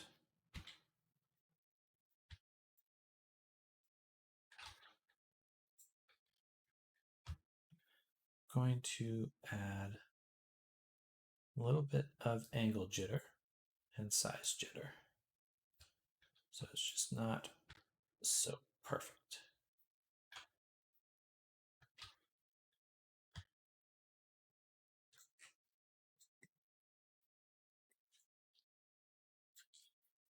And I wonder if I add a filter on top of this, something like a bevel, to just give it a little. No, that looks odd. It's cool you made your own brush. Oh, thank you, Pichu. Yeah, I've really kind of been thinking about that a lot the last week or so. Just like, okay, if I, because I think as it turns out, the most important step for making a model is actually the texturing. It's like have any type of geometry, but it really comes down to the painting of it. I was just staring for a while now, figuring out what you're doing. Well, welcome. Add an anchor point above this.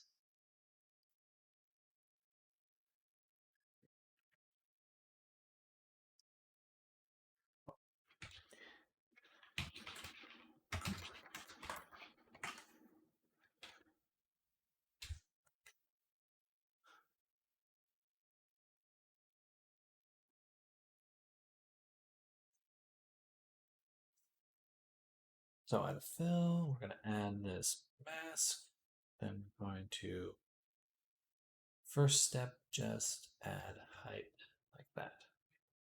All right, just a little bit of bump, boom, and then we'll add a filter, bevel.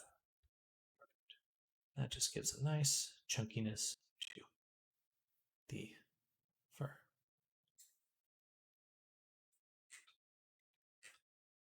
Nice. Yeah, I like that. Probably a little bit too intense.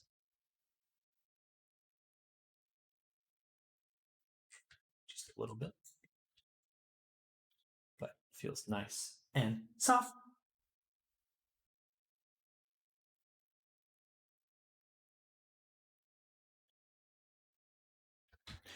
But yeah, using Blender and Substance Painter to make textures feels pretty fun.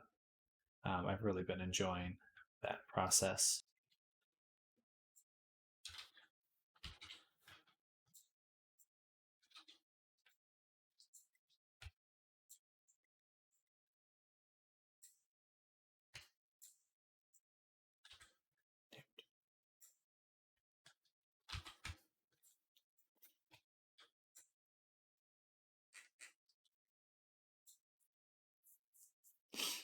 Oops. I mean, it doesn't look half bad. Let's turn the spacing up. A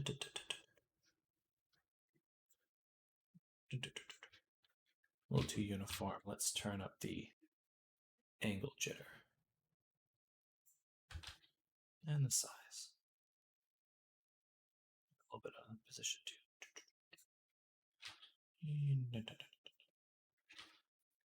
A little bit less spacing. Foam to foam. Love how the height map made it. There's so much little tweaks you can make in Substance. It just feels so good. There's a little artifacting happening, but not too much, thankfully.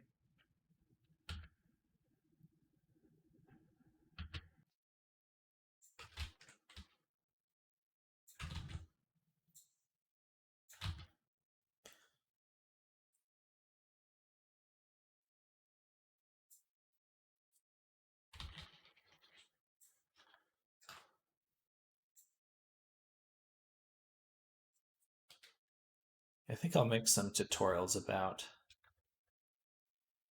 some of the things I've been doing with Substance Painter at some point.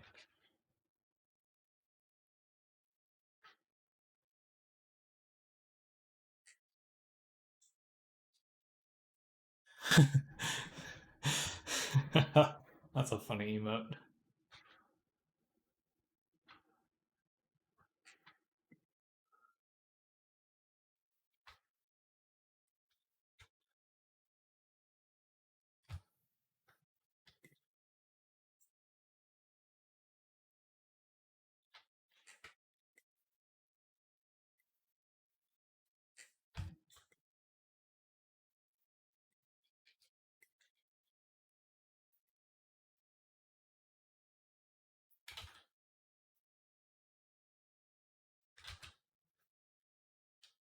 Let's actually erase from about here to there.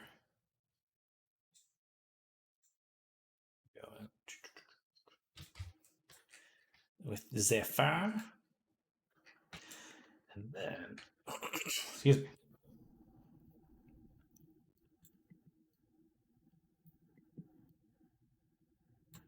So I definitely have to go to the height here. I'm gonna add a paint.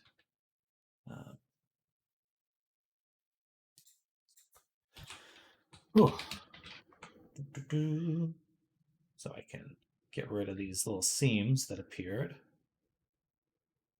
It's unfortunate that that happens, but it does happen. Thankfully, very easy to fix. Let's set it to multiply or subtract. No, inverse subtract, something like that. One of these should allow me to paint linear dodge. That's it. Well, what?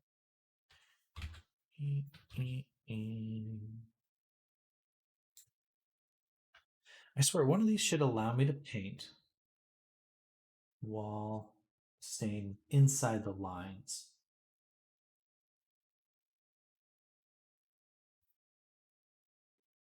Certainly isn't subtract. Multiply, nope. Inverse subtract, nope. Nope. Difference. Exclusion. Divide, no. Inverse divide. Ooh. There we go. Inverse divide.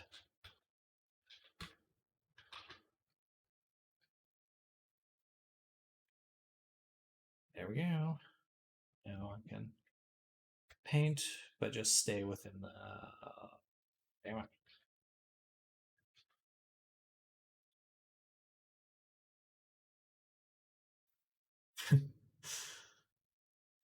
I swear that should be one that does this. Nice. So we have that there.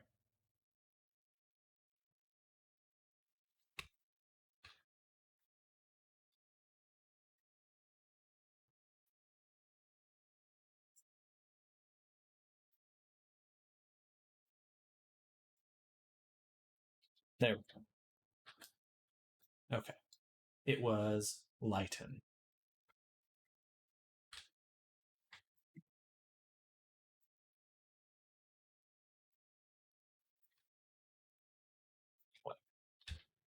Whatever. Looks like I couldn't quite find exactly what it is, but it works for now.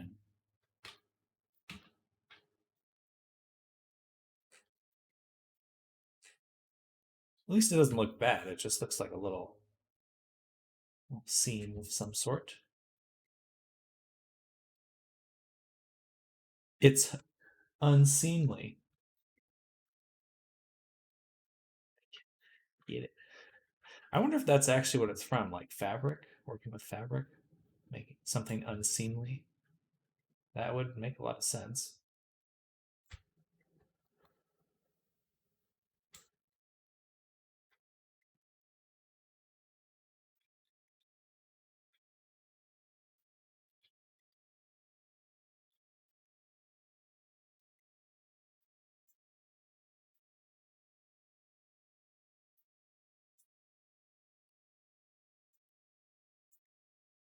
Alrighty then. Back to painting fur. Let's get back to the fun stuff.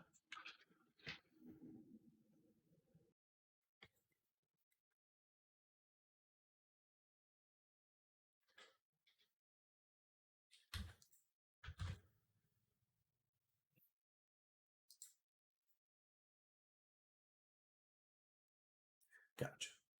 Let's go here.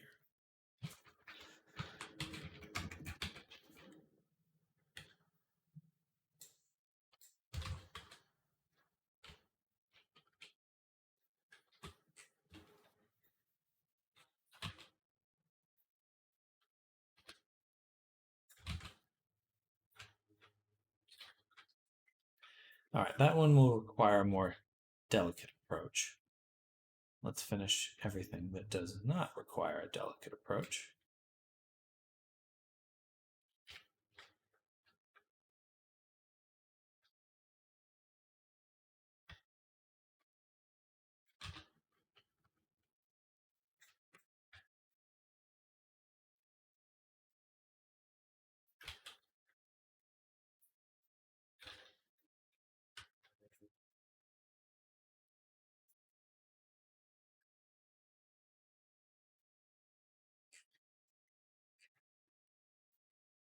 All right, let's look at the reference.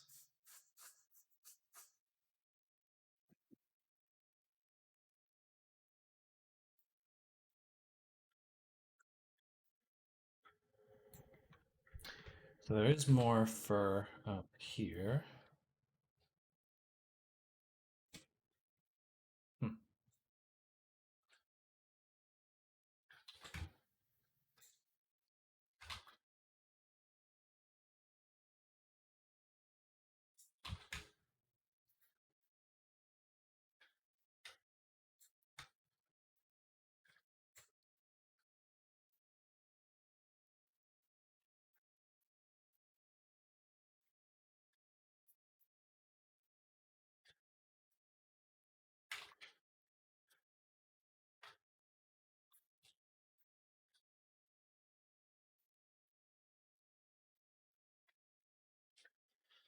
Oh no, there's a little.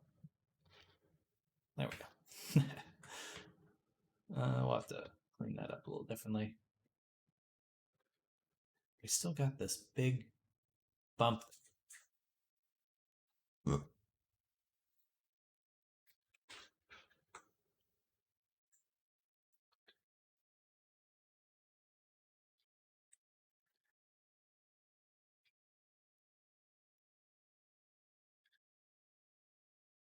I swear I painted that out already.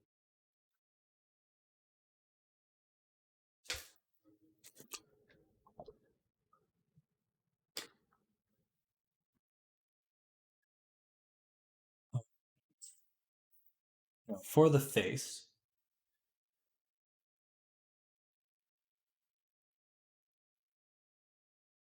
I think I'm going to make one more fur brush.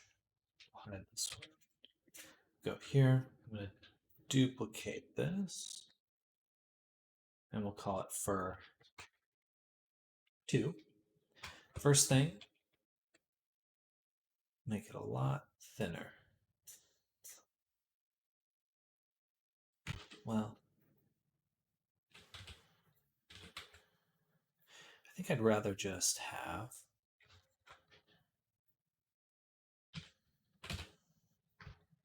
a single strand.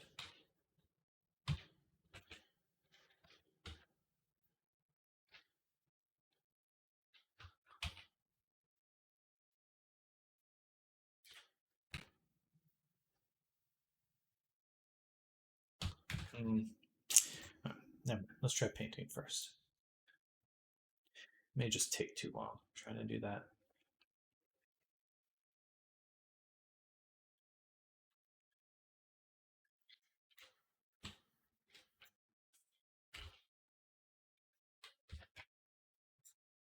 All right.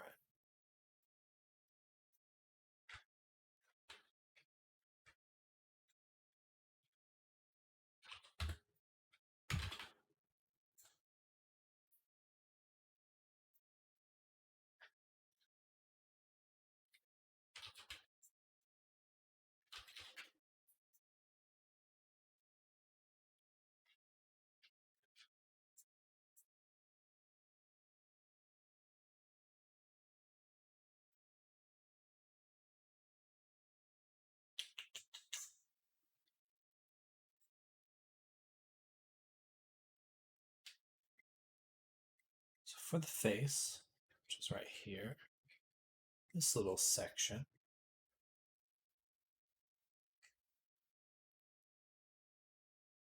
here,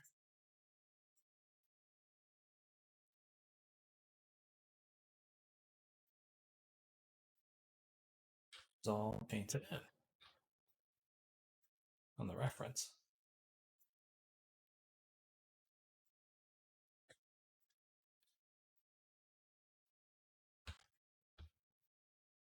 It is a little messy.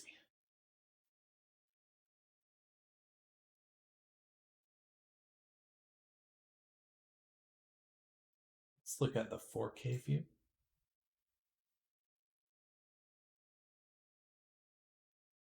Better.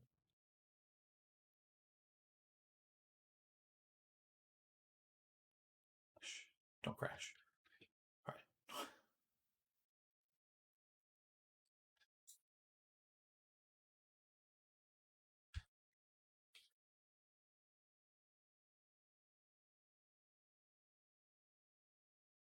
Shouldn't be doing this small in 4K.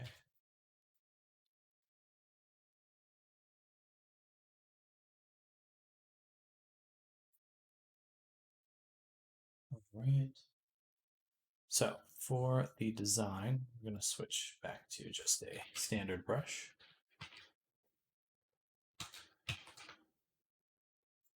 Like so.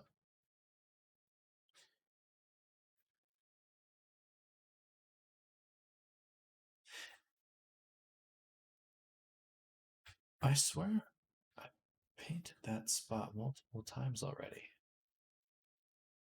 What? Whatever.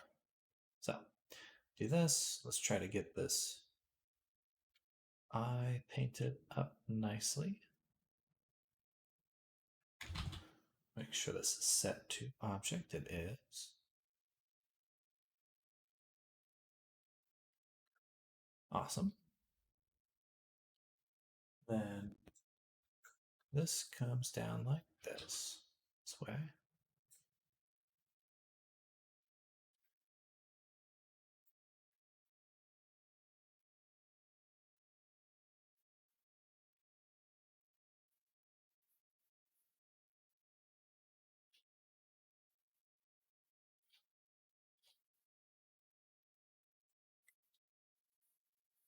And there is actually a space here, like kind of like that.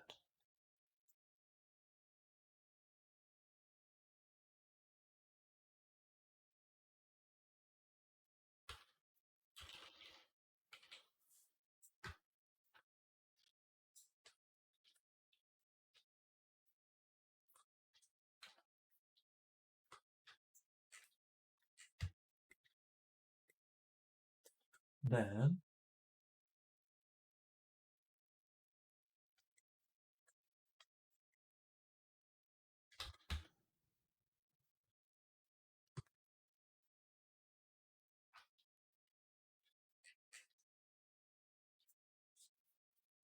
there's kind of a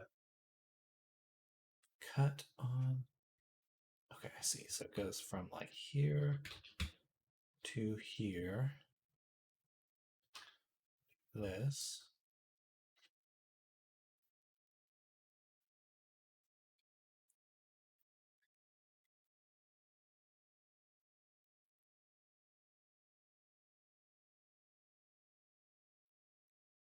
Kind of like that.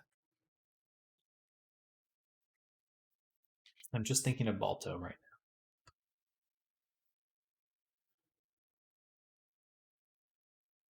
now. Then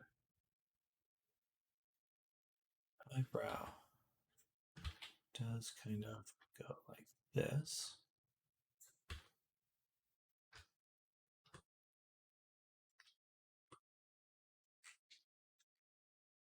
All right. So that's the rough version. We'll clean that up. Just getting all those basic shapes in before we guidelines, you know.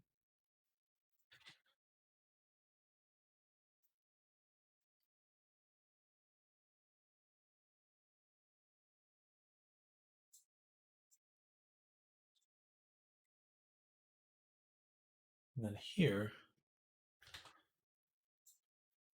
I like this.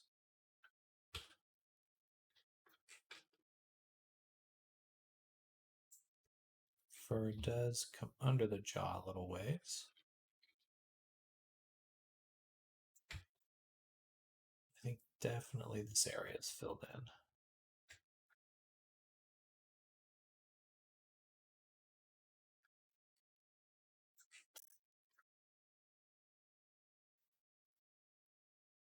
As well, the nose.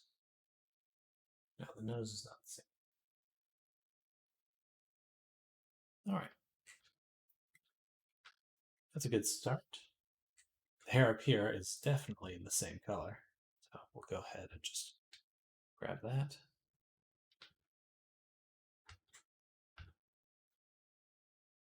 Like so. All right. So good start. Good start. So the nose is its own thing. Go ahead and grab our template. Drop it right here. Why did I turn off the height?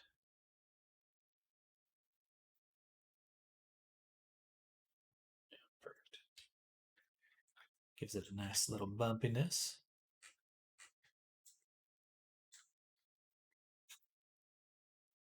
We'll come back to that. There's still more to clean up. But I want to get the nose in. Nose, tongue, and all the other shapes.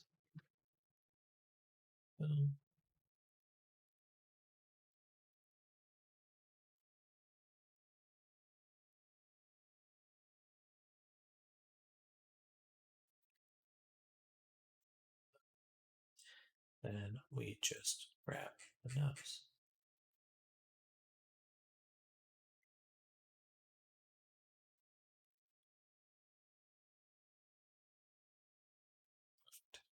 Now we also have a lip that we'll need to include. Grab this.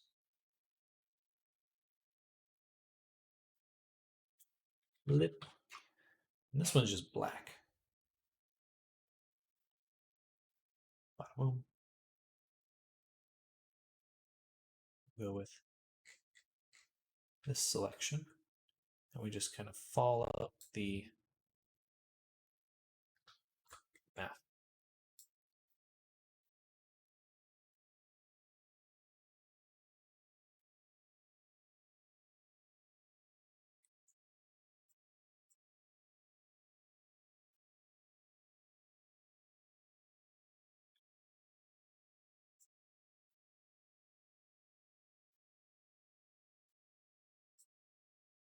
Awesome. Then we'll also want to include the mouth interior just a little bit, which I believe is here. No. Where can I see the mouth interior? It's not there, so I have to go inside. And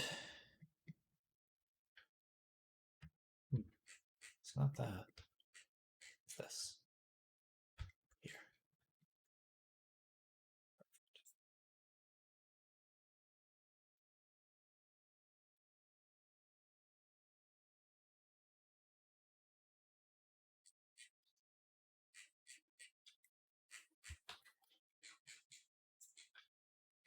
So that should be filling in this kind of interior side. I believe it is.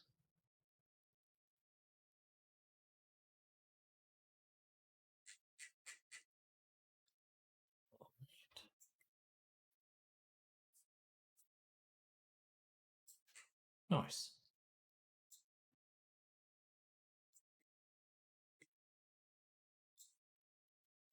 Next, we'll do the mouth. Did I save a mouth template? No, but we will make one this time.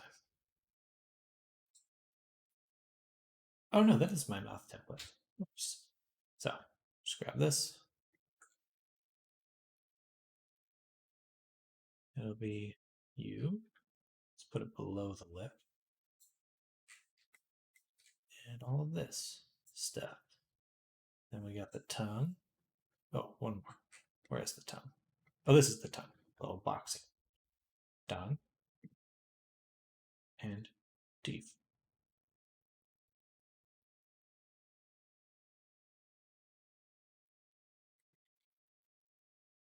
Easy. Now, one thing we'll definitely need to do for this character is we need to separate our mesh maps. Yeah, we'll have to. Oh, Damien, are you there?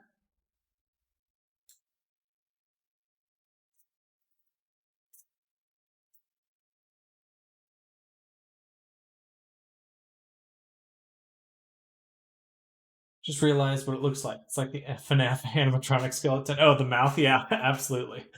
For the claws, this drawing has them white. What color are the claws?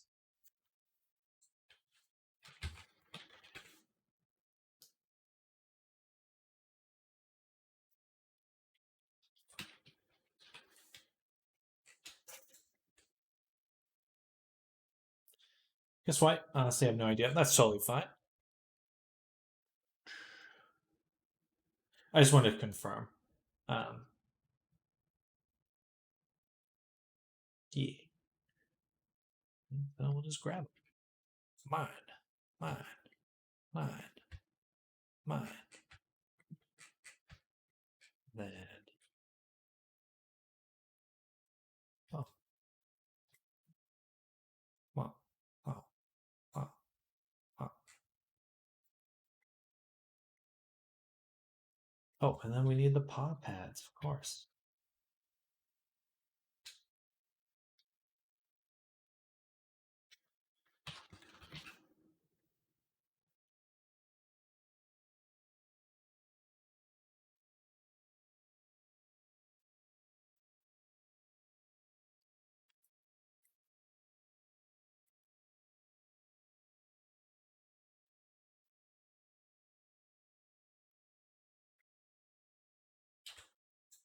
There we go.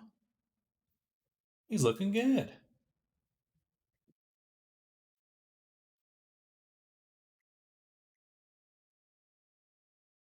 All right, just a few things to add. We're going to add an anchor point here. And then above this, this will be the pad's shadow.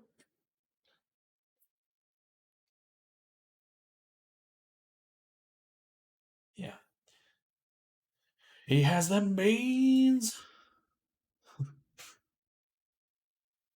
And we'll add a fill, anchor point, pads. And here we could add, I suppose, a mask outline.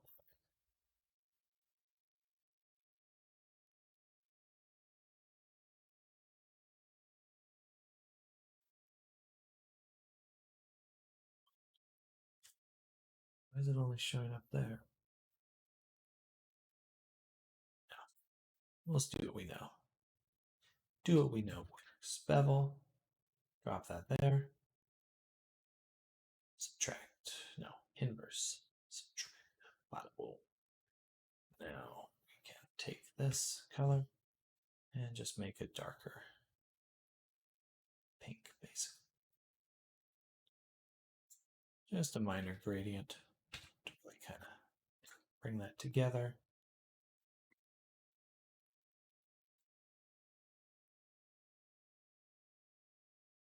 Oh, wow, that.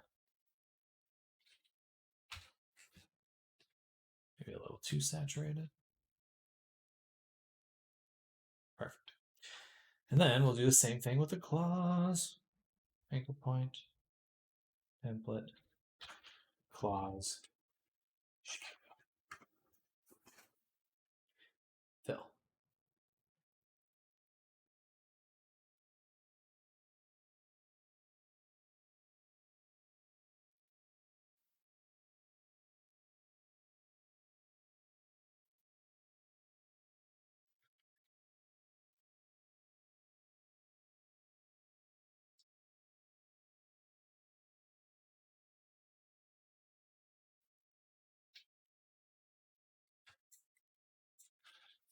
Nice.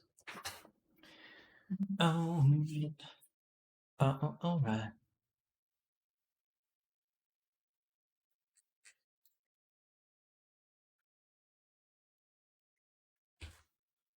Take a little sip.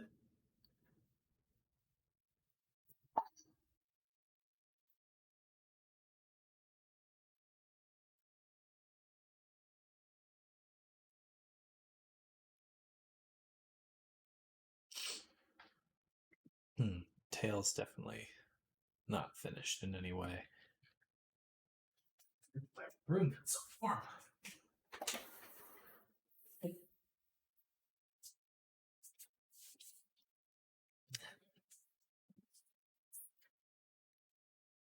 Also, I wonder if we can use a, say, body shadow.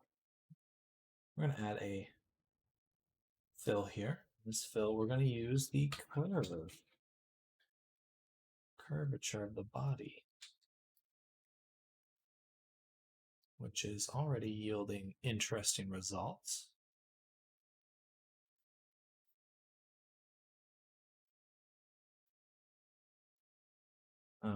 Let's invert it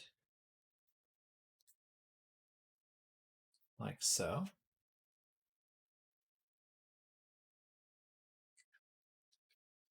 And I suppose we blur it too.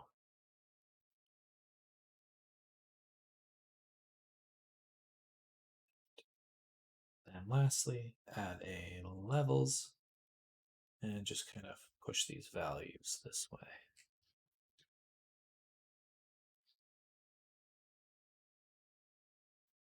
Nice.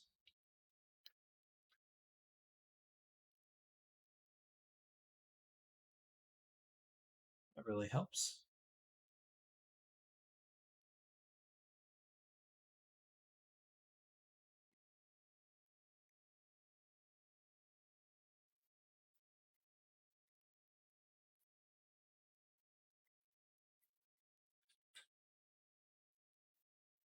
We'll need a shadow for the nostril. Oh, and then the fur in the ear.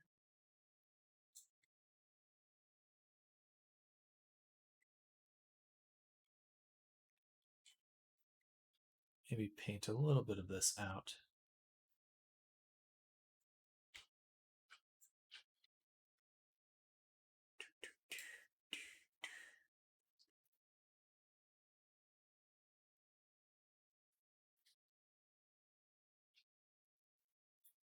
Just right in there on the cheek. Want the cheek looking smooth. And you know what? Let's duplicate this and go the other way. I'm going to make it white, set this to overlay, and then remove the invert. Then that should let me add kind of a, actually let's set it to lighten perhaps. Linear dodge. Maybe not quite like that, but similar. We're heading the right way. Levels. Maybe there. Let's put the levels under the blur.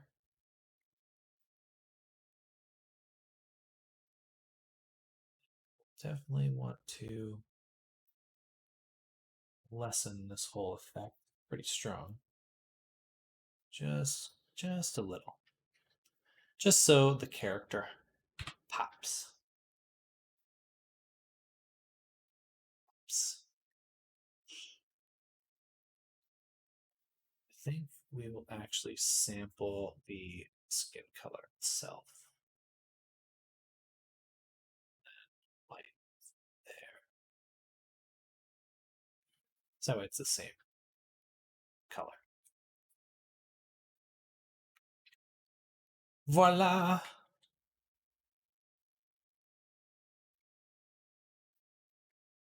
Okay, I think that looks quite nice. Gives a nice little shadows in a lot of spots. But we need more. We need some in the nostril. To go to the paint,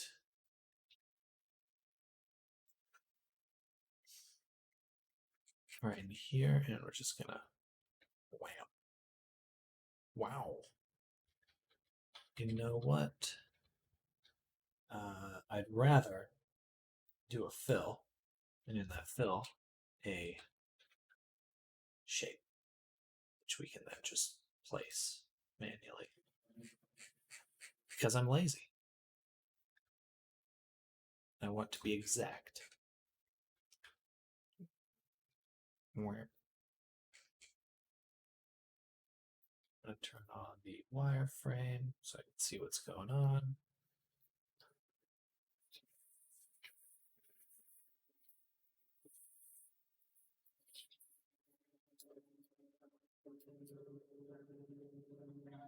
Perfect.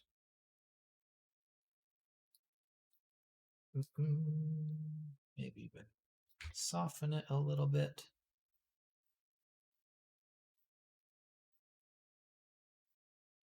Perfect. You know what? I'm going to copy this. Control C. Make one more template folder. We'll just call this nostril. Disnoot. Move it from here, and take this, put it in my nose layer. Put it straight in my nose. Where's the nose? There it is. Right down here.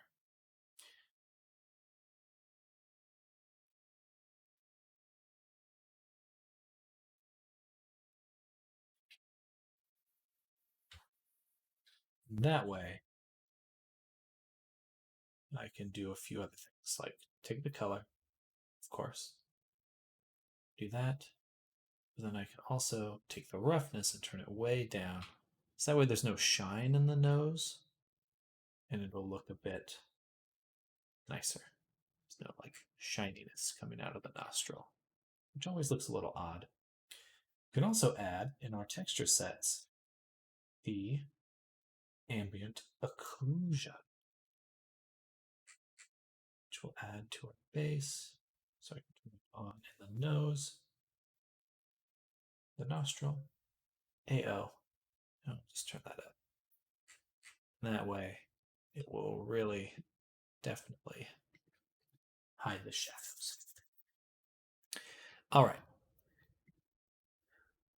Next,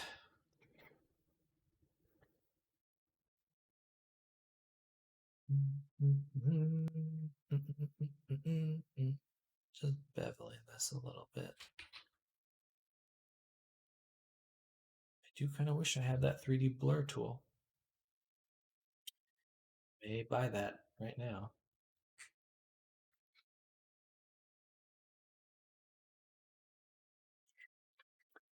Yeah, it would probably be worth it. Select.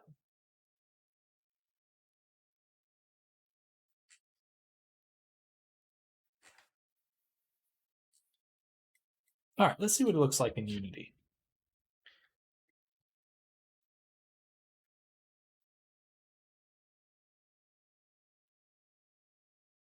We also need to fix that.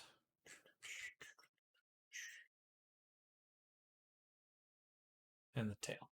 So still more to do, but I'd like to review inside of Unity, see what the character is looking like there.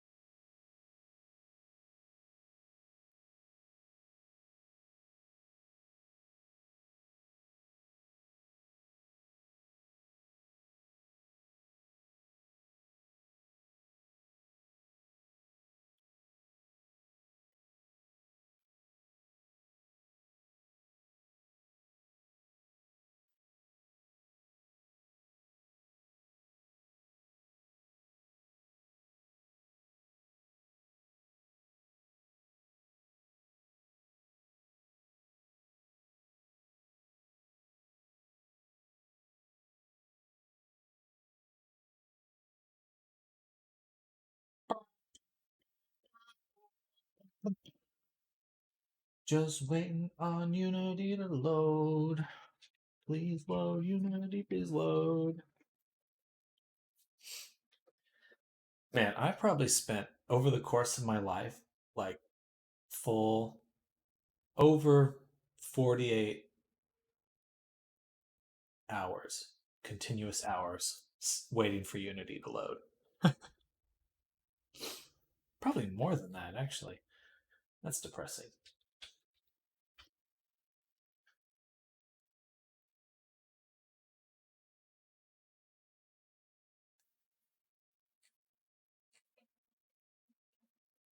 All right.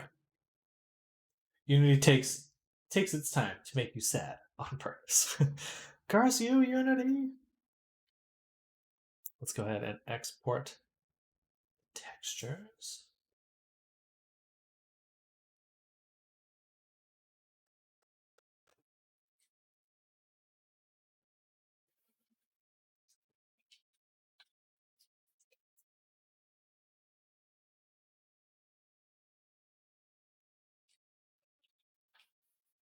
Ooh, I totally just realized how I'd rather do the fur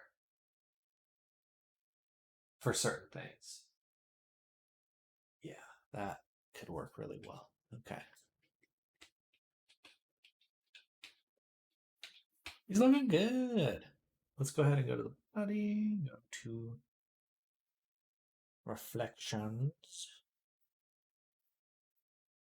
Yeah, maps, and just want to bake it again. Yeah. So now the nose is shiny. And the teeth are shiny. Go ahead and take this. 0. Do the eyes as well. 0.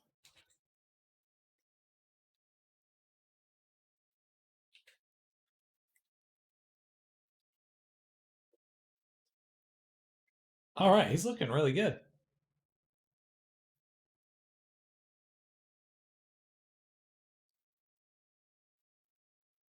I think I want to make one more brush for the fur so we can just get some finer curves here. Also, the height is kind of chunky, but pretty mild overall. I want to see just the body by itself. All right, all the normals are holding up really well. Excuse me.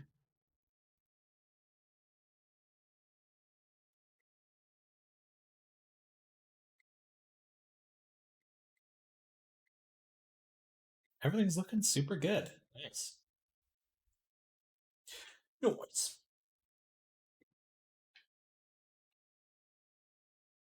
Clothing also looking very good. Let's actually move him back. 0. Oh, I haven't actually updated the clothing yet either. So save. Go back to Painter. File. Open the clothes.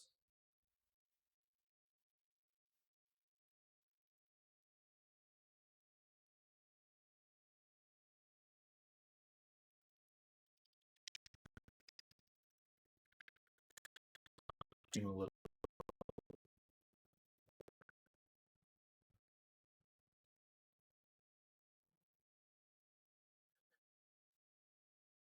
If the stream suddenly ends, just know that my computer crashed.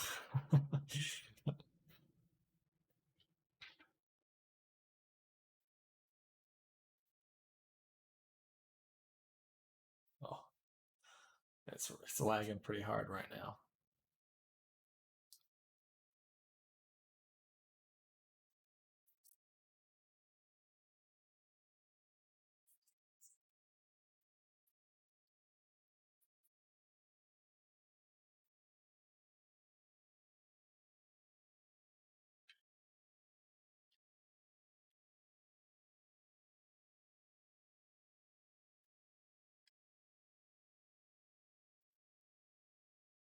To be fair, I do have a lot open. Nice. Dang, that looks snappy.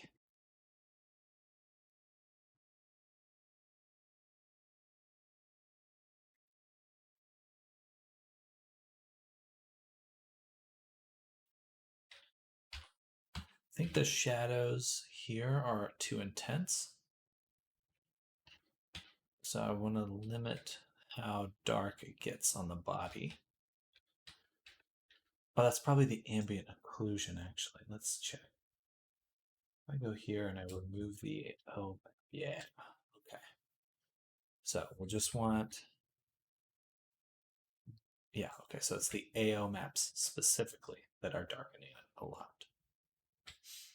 Computer was incapable of rendering a snoot that boopable and exploded.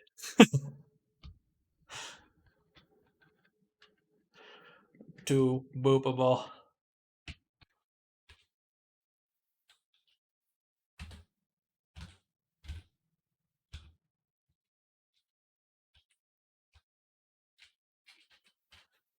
I think he looks super good though.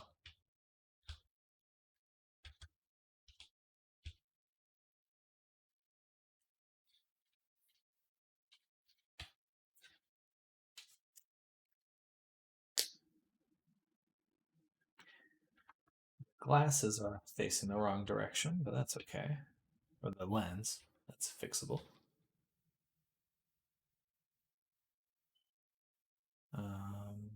All right, all right, all right, all right, all right. Let's go ahead and finish the tail. And then we'll turn our attention to trying to make a nicer fur.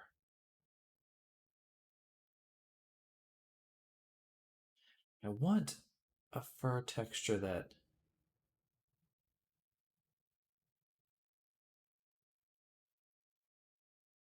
just think about that.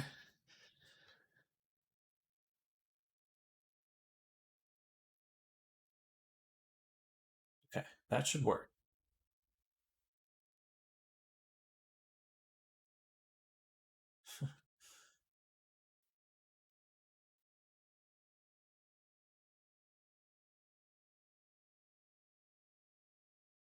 I'm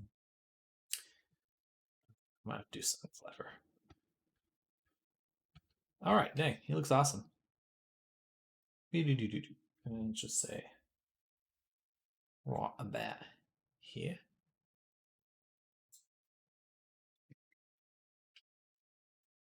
A little bit.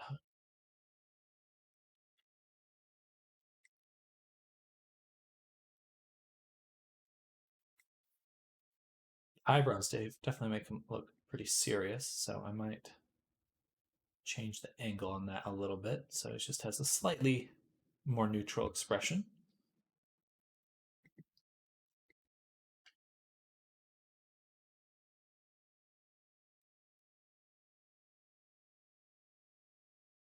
And then as well for the clothes, I'm going to change the rendering to off so that we do get the back side of the clothes too. And that way there won't be, the clothes won't be holy. Oh, perfect. That fixed the glasses too, sort of. Oh, okay. So I'll have to make a separate material for the lens. Yeah, that's the only way.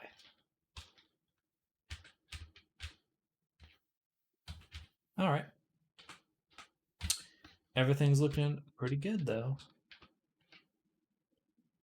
I'll probably do a cut here. Yeah. To make sure that none of the clothing or none of the body flips through the clothing. Just make it more exact. Yeah. All right, sorry. No, I'm just looking at stuff, but just got to make sure everything's working. Go to our maps here and confirm merge. And oh, we're missing metallic. That's why it looks a little different. And yeah, the zipper looks a lot better now. Perfect. The body, there's nothing metallic on the body, so I don't need to play with that. It actually might be nice if the claws are a little metallic. No, they look good on their own. All right, enough futzing. I think this is a good point for me to stop for lunch. If you are new to my stream, I do stream in 2 sessions during the day. So this was my morning session, and I'll be doing an evening session or afternoon session in about an hour and a half. In the meantime, I'm going to go to lunch, eat some food, stuff, human stuff.